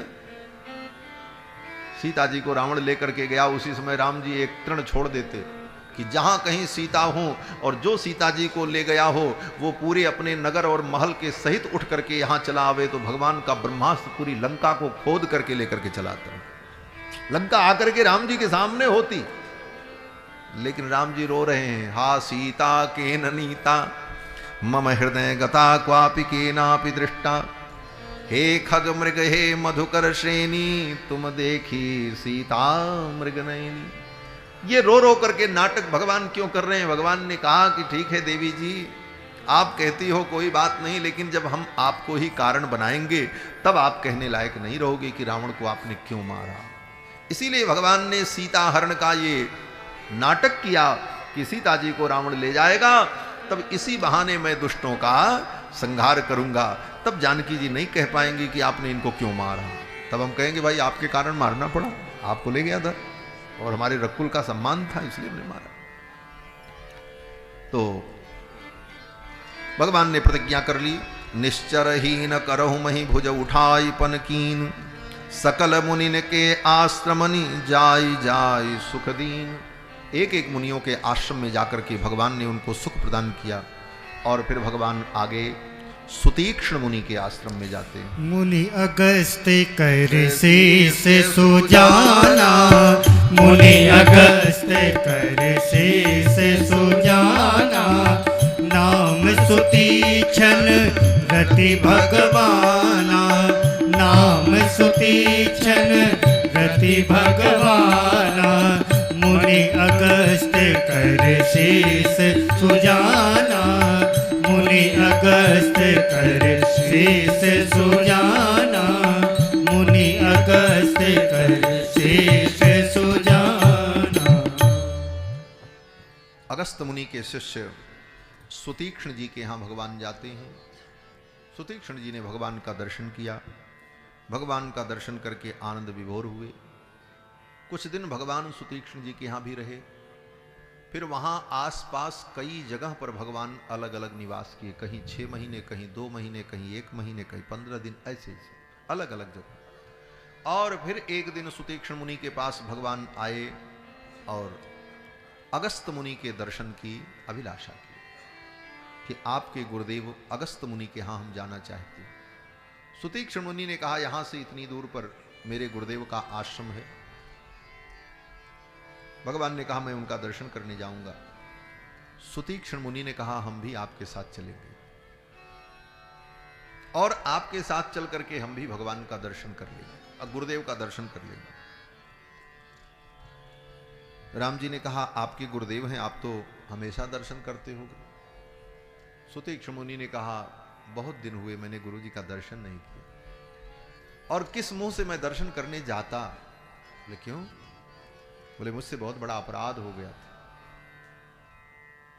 गुरु जी ने बहुत डांट लगाई थी, कहा था, गुरु जी ने अपने आश्रम से भगा दिया था सुतीक्ष्ण जी को, कहा भाग जाओ मेरे आश्रम, अपना मुख मुझे मत दिखाना, आना तो भगवान को साथ लेकर के आना, तब मेरे पास आना, नहीं तो मत आना।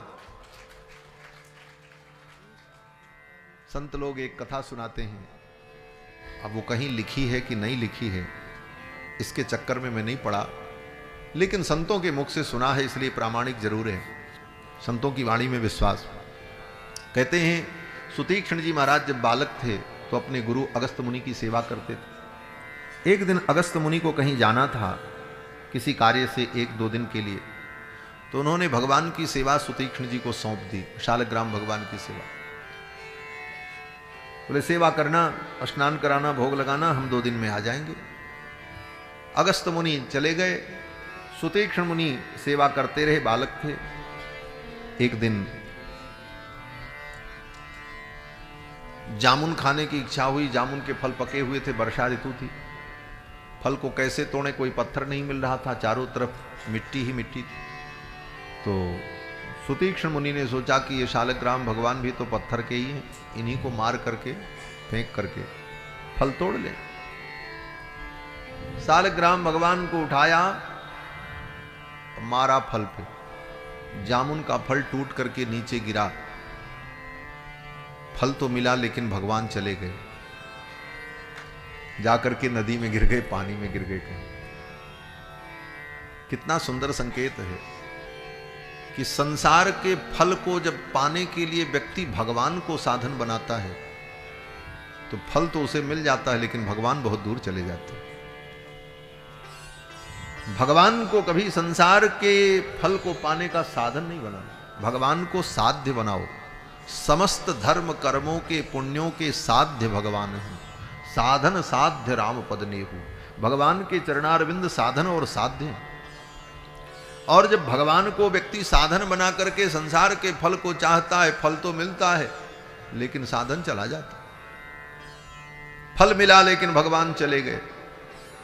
अब तो बड़े दुखी हुए, अब क्या करें, अब तो गुरु जी आएंगे तो बहुत डांटेंगे, ठाकुर जी कहाँ गए। तो जान बचाने के लिए सुतीक्ष्ण ने क्या किया, बोले एक जामुन बढ़िया ली, बड़ी सी जामुन, वो काली काली चमकती हुई, चिकनी चिकनी, और ला करके सिंहासन में तिलक उलक लगा करके सजा करके बैठा दिया, फूल तुलसी चढ़ा दिया। अब वो दूर से देखने में लगे ये शालिग्राम भगवान। हमारे यहाँ बहू रानी तो 108 शालिग्राम रखी हुई है अपने घर में, खूब सेवा होती है घर में इनके यहाँ हैदराबाद में। हमको भी इन्होंने दिया 24 शालिग्राम भगवान। मुक्ति नारायण से जाकर के लोग ले आए थे तो शालिग्राम भगवान की माला बना करके इन्होंने दी। हमारे ठाकुर जी धारण करते हो माला। तो शालिग्राम की बड़ी महिमा है शास्त्र में। भगवान शालिग्राम शालग्राम शिलावारी पापहारी नमोस्तुते। शालग्राम भगवान को स्नान करा करके जो नित्य चरणामृत लेता है उसके समस्त पाप नष्ट हो जाते हैं और वो इस जीवन की समाप्ति के बाद भगवान के परम धाम को प्राप्त करता है। शालग्राम भगवान की बड़ी महिमा है।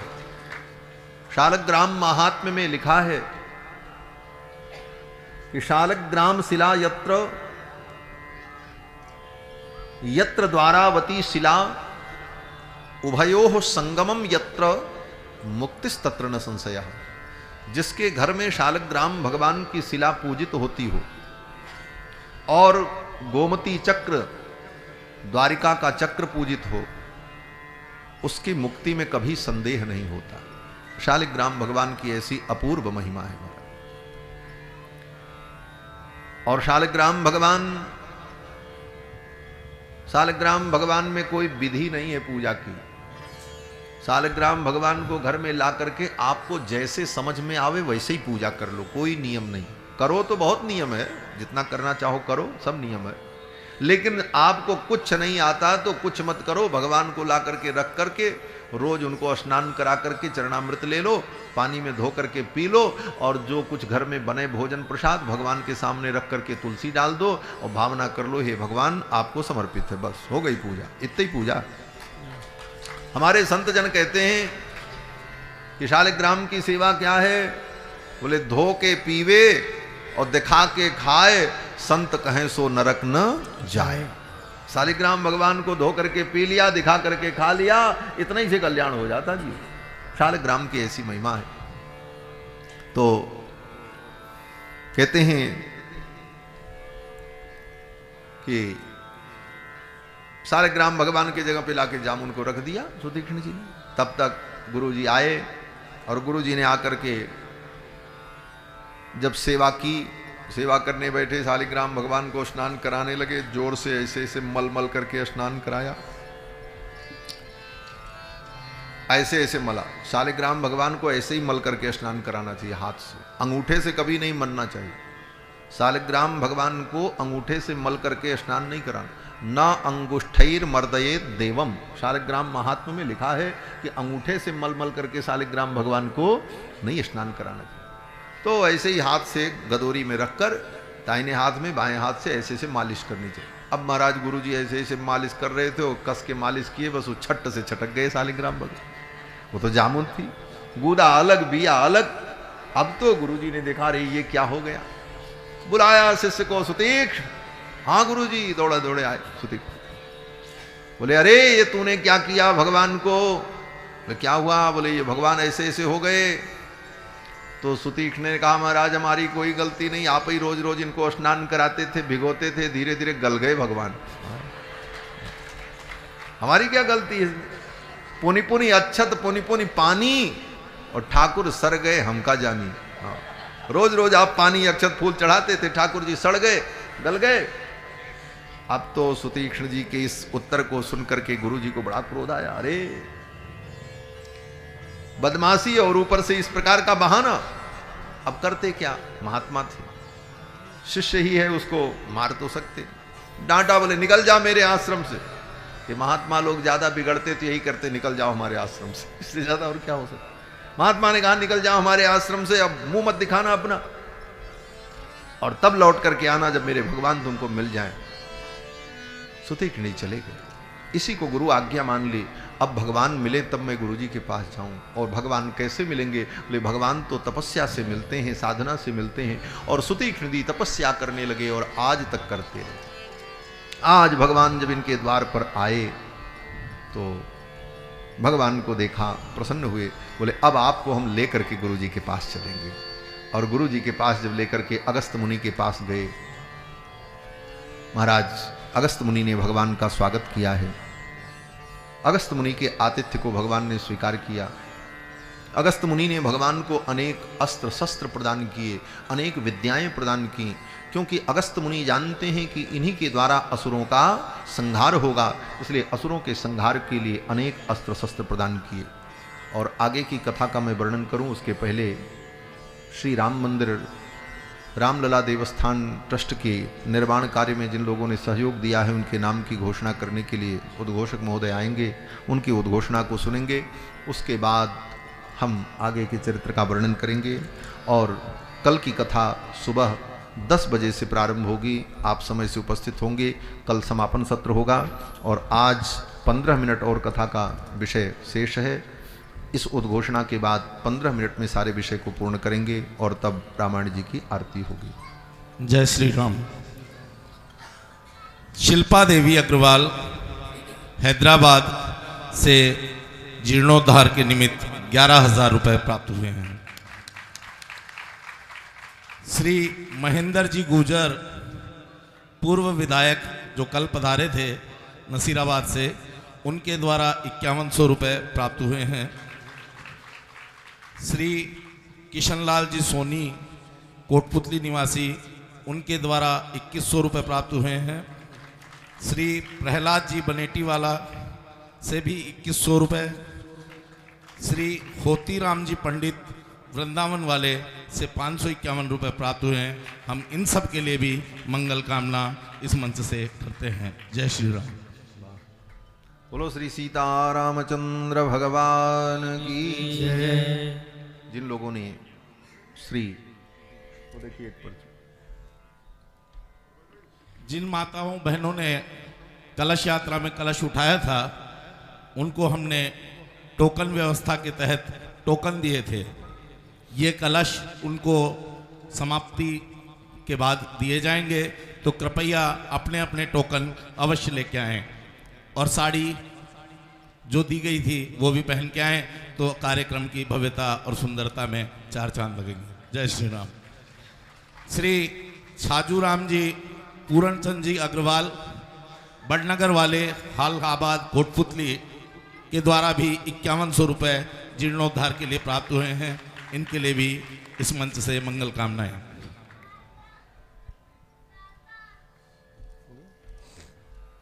बोलो श्री सीतारामचंद्र भगवान की जय। जिन लोगों ने श्री रामलला सदन देवस्थान ट्रस्ट में श्री रामलला के मंदिर जीर्णोद्धार के लिए जो भी सेवा प्रदान की है, उन समस्त भक्तों को,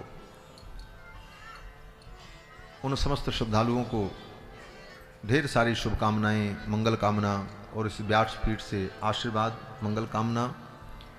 आइए कथा की ओर आगे बढ़ते हैं।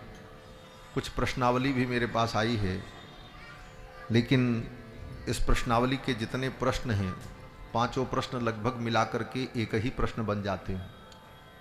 पहली बात तो 5 प्रश्न किसी ने पूछा है कि विधि का विधान एवं ईश्वर का विधान एक ही है या अलग अलग है? विधि के विधान को कौन नियंत्रित करता है? ईश्वर व विधि में कौन सर्वश्रेष्ठ है? ये सारे प्रश्न हैं। क्या विधि व ईश्वर अलग अलग कुछ करते हैं? विधि और ईश्वर, विधि का विधान क्या है? बोले विधि का विधान मतलब संविधान। जैसे संविधान हमारे यहाँ होता है, संविधान के अनुसार व्यक्ति के किए गए कर्मों के अनुसार दंड का विधान होता है। संविधान देश का संचालन करता है, उसी का नाम विधि का विधान। विधि कोई व्यक्ति नहीं, विधि माने ब्रह्मा को भी विधि कहते हैं, लेकिन विधि का विधान मतलब कर्म का विधान, जो कर्म का विधान है। और अपने अपने कर्मों के अनुसार हमें जो फल प्राप्त होता है वो विधि का विधान है। अब वो विधि का विधान ईश्वर के द्वारा ही बनाया गया विधान है, इसलिए ईश्वर के द्वारा बनाए जाने के कारण उसे आप ईश्वर का विधान कह लो, चाहे विधि का विधान कह लो। तो ईश्वर के द्वारा ही निर्मित वो विधि विधान है, विधि का विधान। और अपने अपने कर्मों का फल जीव को भोगना पड़ता है। तो अपने पूर्वकृत कर्मों के जितने अंशों का भोग करने के लिए जीवन मिला है, वो प्रारब्ध विधि का विधान है और वो परमात्मा के द्वारा बनाया हुआ संविधान है। इसलिए उस विधि के अनुकूल हमें अपने कर्मों का फल भोगना पड़ता है। भगवान उस विधान के रचयिता हैं। ईश्वर और विधि का विधान, इसमें यही अंतर है। ईश्वर उस विधान का रचनाकार है। अब विधि के विधान को कौन नियंत्रित करता है? बोले विधि के विधान को नियंत्रित करने वाले स्वयं भगवान हैं। जो विधि का निर्माण करते हैं, जो संविधान है, वही उस विधान का नियंत्रण भी करते हैं। और फिर आगे और सूक्ष्म दृष्टि से विचार किया जाए तो कर्म के साथ साथ ईश्वर की इच्छा उससे भी ऊपर होती है। जैसे विधि का विधान सब कुछ है, सरकार एक संविधान के अनुसार चलती है, लेकिन सरकार के पास ये अथॉरिटी होती है, सरकार के पास ये सामर्थ्य होती है कि वो किसी भी अपराधी के मुकदमे को उठा करके उसे बाइज्जत बरी भी कर देती। सरकार को उसके विषय के मुकदमे को उठा लेने का अधिकार होता है। राष्ट्रपति के पास भी ये अधिकार होता है, किसी को मृत्युदंड मिला हो तो उसे वो क्षमादान दे दे। तो यह विशेषाधिकार भगवान का होता है। भगवान के चरणों में जिसका अनुराग हो, प्रेम हो, तो भगवान की कृपा का पात्र बनता है। तो भगवान उसके लिए विधान को सीमित कर देते हैं, अथवा उसको विधान में छूट मिल जाती है, भगवान की कृपा प्राप्त हो जाती है, वो दुख कर्मों से बच भी जाता है। बड़ी बड़ी बातें हैं। कर्म के रहस्य का सिद्धांत बड़ा गंभीर है। किम कर्म किम कर्मेति कवयोप्यत्र मोहिताः। क्या कर्म है, क्या अकर्म है, क्या विकर्म है, क्या सुकर्म है, और प्रारब्ध क्या है, संचित क्या है, क्रियमाण क्या है, करिष्माण क्या है। इन सारे कर्मों के बड़े बड़े भेद प्रभेद हैं और बड़ा गंभीर विषय है। तो इतना ही कह करके इस विषय को हम प्रणाम करते हैं, क्योंकि इस विषय में जाने पर मूल कथा से हम लोग आगे हट जाएंगे। भगवान का विधान है, विधि का विधान जान हानि लाभ सहिए, जाहि विधि राखे राम ताहि विधि रहिए। यही सबसे बड़ी भक्ति है भगवान की। विधि का विधान जान हानि लाभ सहिए, सीताराम सीताराम सीताराम कहिए, सीताराम सीताराम सीताराम कहिए। जाहि विधि राखे राम ताहि विधि रहिए, सीताराम सीताराम। मुख में हो राम नाम, राम सेवा हाथ में, मुख में हो राम नाम, राम सेवा हाथ में। तू अकेला नाही प्यारे, राम तेरे साथ में। तू अकेला नाही प्यारे, राम तेरे साथ में। विधि का विधान जान, विधि का विधान जान हानि लाभ सहिए, सीताराम सीताराम सीताराम कहिए। जाहि विधि राखे राम ताहि विधि रहिए, सीताराम सीताराम। किया अभिमान तो फिर मान नहीं पाएगा, किया अभिमान तो फिर मान नहीं पाएगा।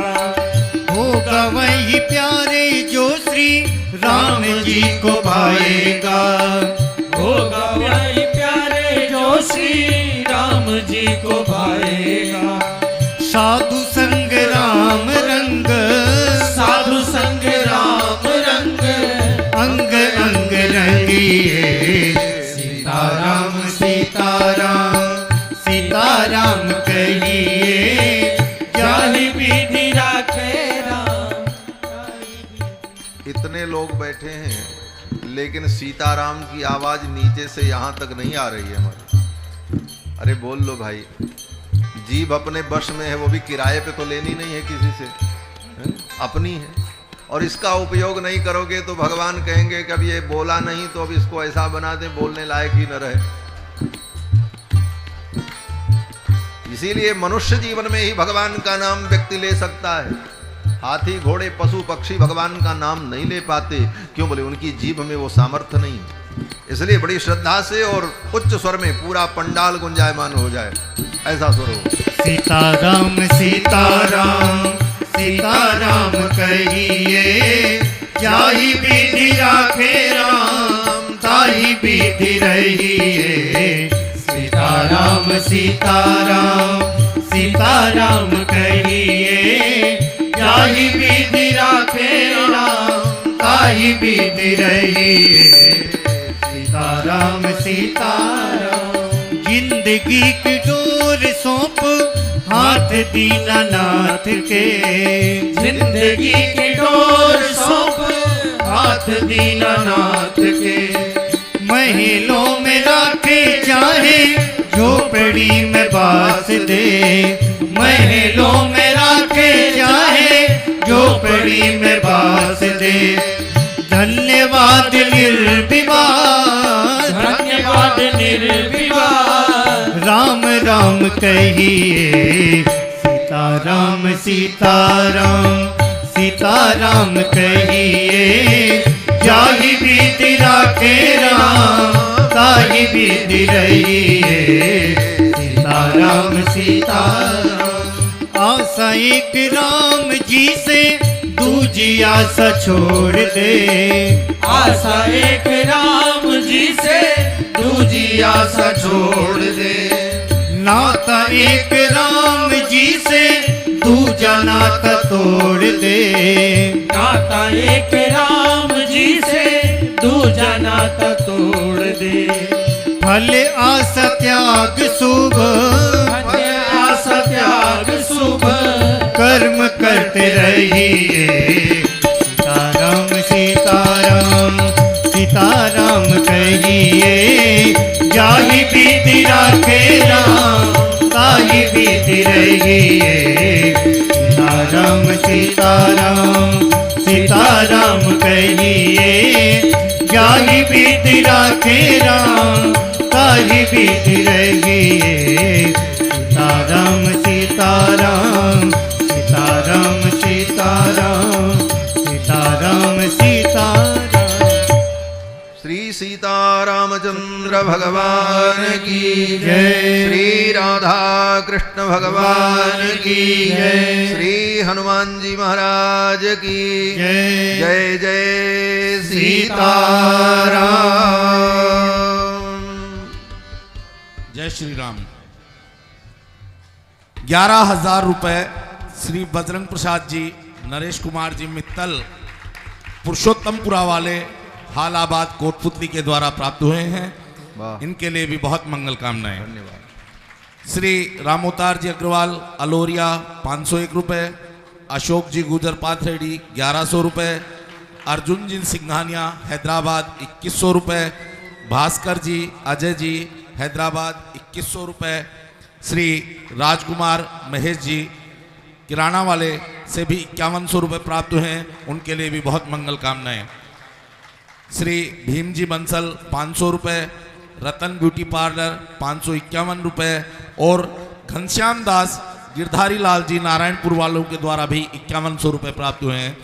बहुत बहुत मंगल कामनाएं। श्री बाबूलाल जी पटेल कोटपुतली से भी 2100 रुपये प्राप्त हुए हैं। उनके लिए भी बहुत बहुत मंगल कामनाएं।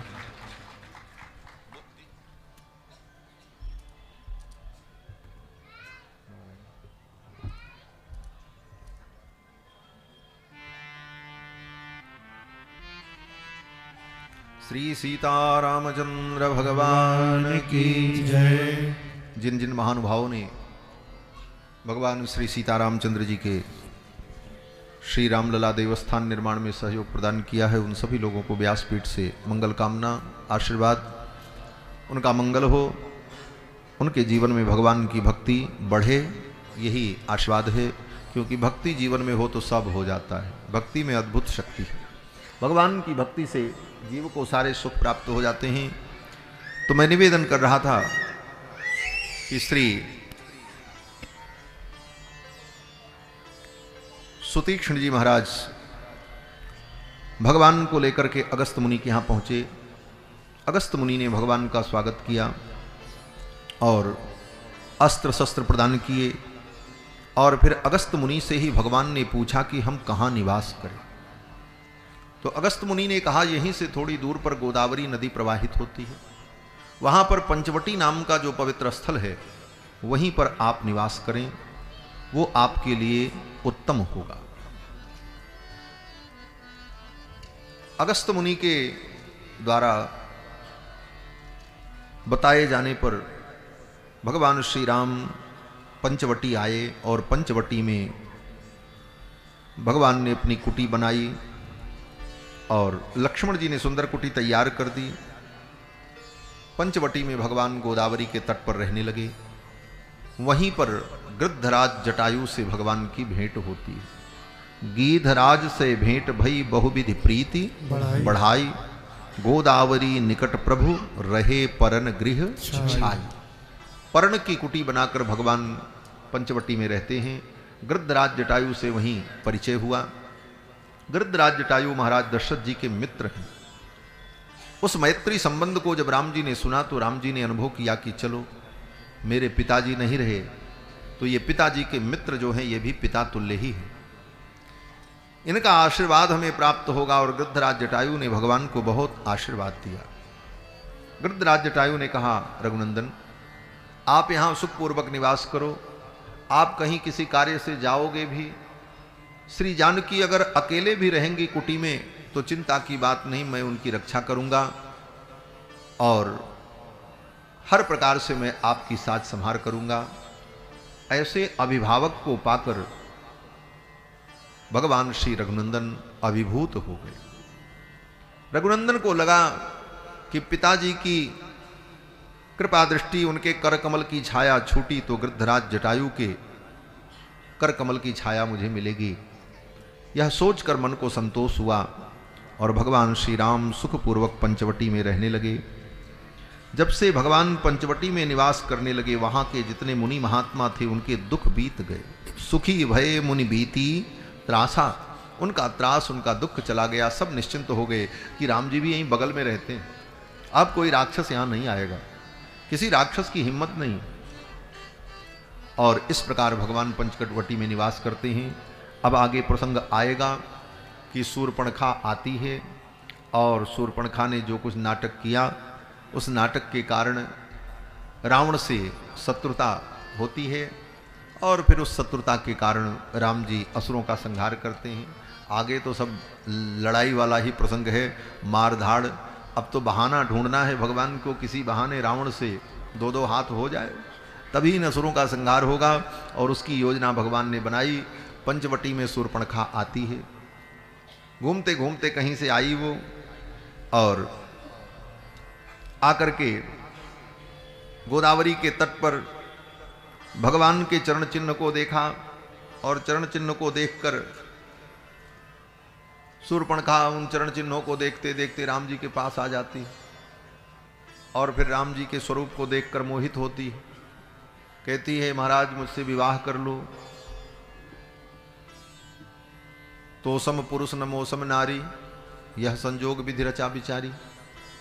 ब्रह्मा ने बड़ा अच्छा संजोग बनाया, आप जैसा दुनिया में पुरुष नहीं, मेरी जैसी स्त्री नहीं, हमारी आपकी जोड़ी बहुत बढ़िया बनेगी। भगवान ने सोचा ये झूठ बोल रही है, क्यों? बोले सज धज करके आई थी, रुचिर वेश बना करके, रुचिर वेश बना करके वो आई, सुंदर वेश बना करके, और भगवान के सामने मुस्कुराने लगी। रुचिर रूप धरि प्रभु पही जाई, बोली बचन बहुत मुस्काई। बोली तो कम, मुस्काई ज्यादा, हंसती रही ही करती रही, स्वभाव ही उसका था ऐसा। बोली कम और हंसी ज्यादा।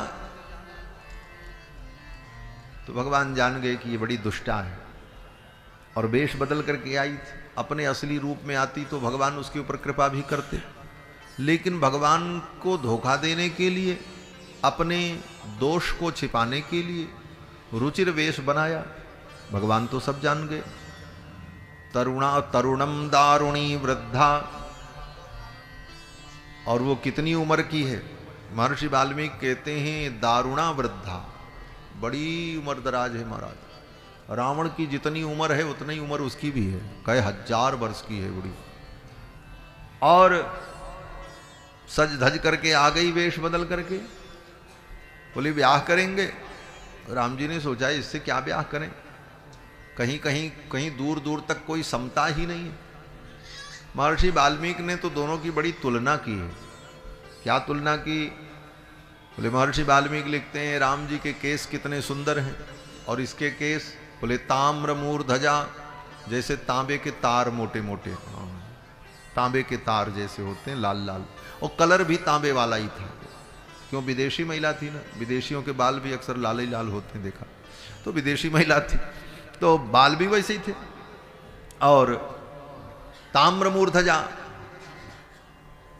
वाल्मीकि रामायण के आगे उत्तरकांड में एक जगह कहीं ऐसा प्रसंग आया, वहां पर शूर्पणखा को श्वेत मूर्धजा कहा है। श्वेत मूर्धजा माने उसके बाल सफेद थे, और यहां पर जब राम जी के पास आई तब लाल रंग के थे, ताम्र मूर्धजा। तो वहां सफेद वर्णन है, यहां लाल वर्णन है, इसका मतलब बोले बाल तो उसके सफेद ही थे, वृद्ध हो गई थी, लेकिन राम जी के पास आई थी तो कलर वलर लगा के आ गई थी, इसीलिए लाल हो गए होंगे। जैसे आजकल सब कलर होते हैं वैसे ही कलर लगाई थी, कुछ ना कुछ रहा होगा, क्योंकि दोनों बातें लिखी हैं। तो आई सज धज करके, देखो राम जी की लीला में सब प्रसंग है, ज्ञान का प्रसंग, विज्ञान का प्रसंग, तत्व चिंतन का प्रसंग, और करुण प्रसंग, आदर्श प्रसंग।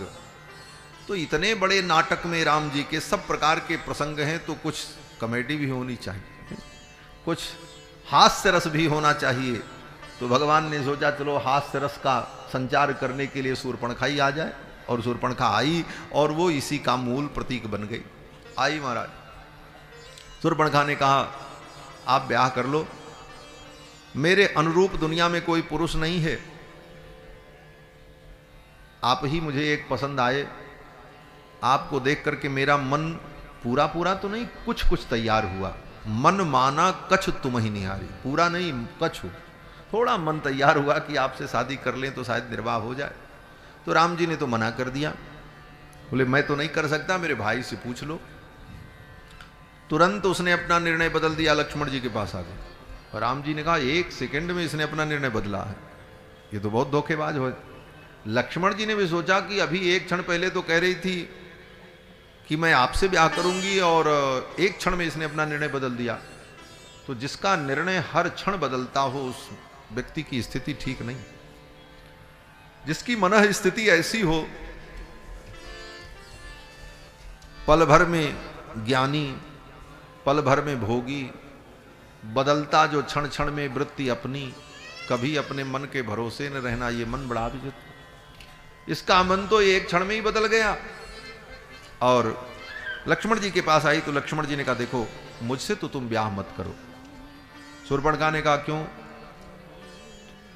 तो लक्ष्मण जी ने कहा कि सुंदरी सुन मैं उनकर दासा, मैं तो उनका दास हूं, और कथम दासस्य में दासी भार्या भवितुम इच्छसी, मुझ दास की तुम पत्नी बनकर के क्या करोगे? एक तो मैं पहले से उनका दास हूं, और फिर तुम मेरी पत्नी बनोगी तो मेरी दासी बनोगी। तो दास की दासी बनने में तुम्हें सुख नहीं होगा, क्योंकि मैं जानता हूं तुम्हारे जैसी स्त्री कभी किसी के अधीन नहीं रह सकती।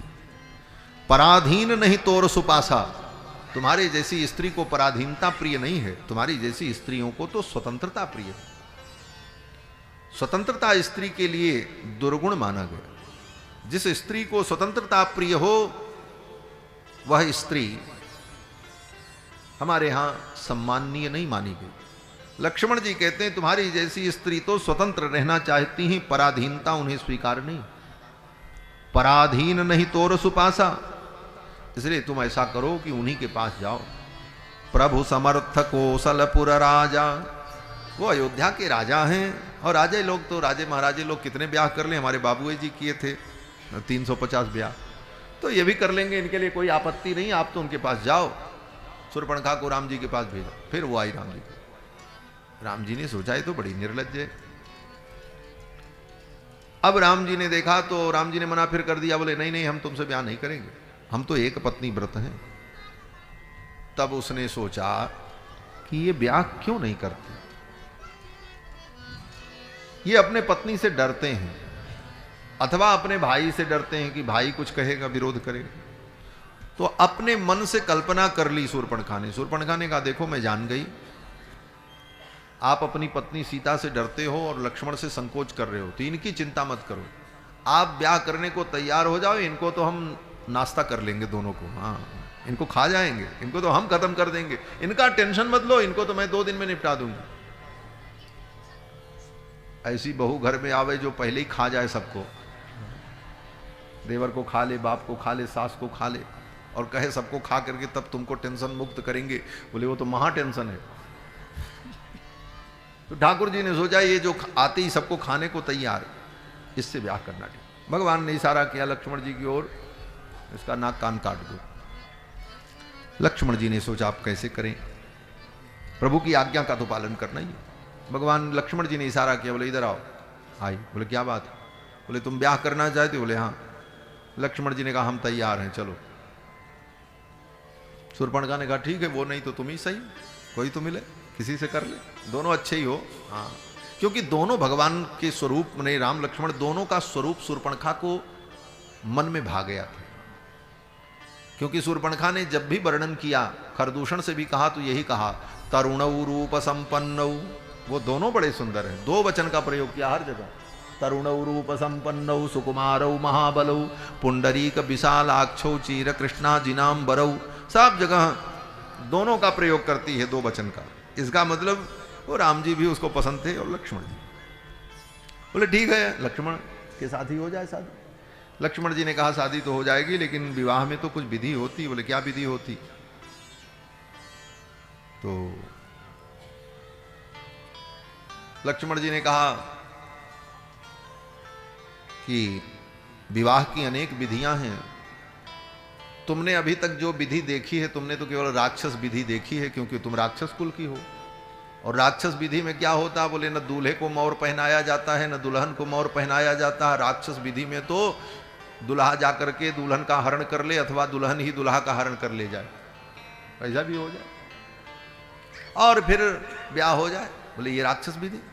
तो राम जी ने कहा राक्षस विधि से, लक्ष्मण जी ने कहा राक्षस विधि से तो तुमने सब ब्याह देखा होगा, लेकिन हम तो आर्य हैं, हमारे यहाँ तो ब्रह्म विधि का महत्व है, ब्रह्म विधि से ब्याह होता है। बोले ब्रह्म विधि में क्या होता? लक्ष्मण जी ने कहा विधि विधान पूजन होता है, दूल्हे के सिर पर मोर, दुल्हन के सिर पर मोर। बोले मोर क्या होती? लक्ष्मण जी ने कहा फूल पत्तियों से बनाना पड़ता है। बोले कौन बनाएगा? तो लक्ष्मण जी ने कहा जंगल में कौन बनाएगा, हम ही को बनाना पड़ेगा, और क्या, यहाँ कौन नौकर चाकर है। बोले ठीक है बना लो, अपने लिए भी बना लो, हमारे लिए भी बना लो, ब्याह हो जाए। तो लक्ष्मण जी ने कहा तुम्हारे सिर की नाप लेनी पड़ेगी। बोले नाप से बनेगा तभी फिट बैठेगा, नहीं तो पाग और मोर बराबर न हो तो सिर पे रुकेगी ही नहीं। बोले तो नाप ले लो। तो लक्ष्मण जी जो है शूर्पणखा के सिर की नाप लेने चले, और लक्ष्मण जी ने क्या किया? बोले अपनी तलवार निकाली, लंबी लप लप करती तलवार, तलवार की धार को नीचे किया, और तलवार को पकड़ करके उसको ऐसे घुमाया, वो लप गई, और ला करके यहाँ तक मिला करके कहा ये साइज ठीक है। शूर्पणखा ने कहा हाँ ये ठीक है। तो लक्ष्मण जी ने कहा इसी को फाइनल करें? बोले हाँ इसी को फाइनल करो।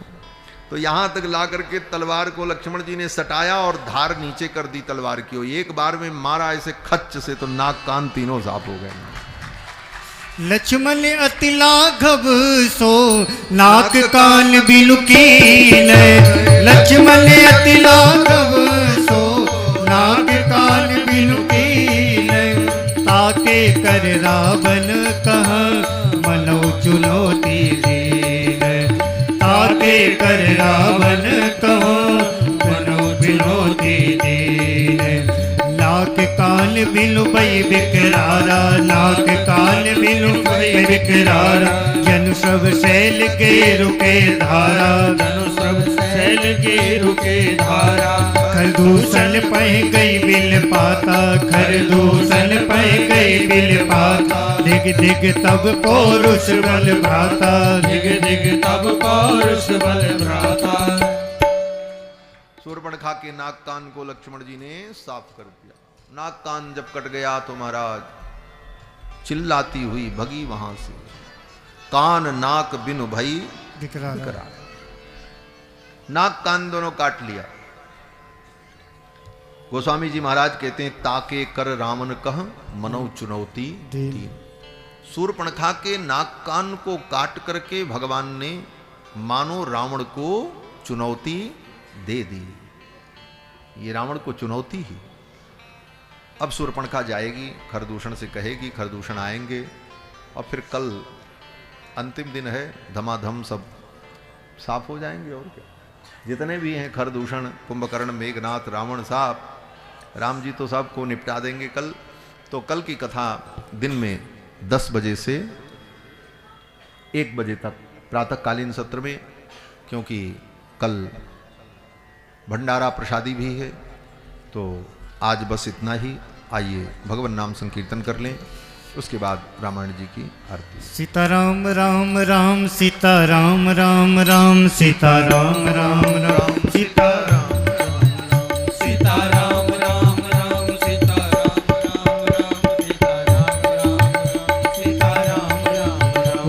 सीताराम राम राम सीताराम राम राम सीताराम राम राम सीताराम राम राम सीताराम राम राम सीताराम राम सीताराम राम राम सीताराम राम राम सीताराम राम राम सीताराम राम।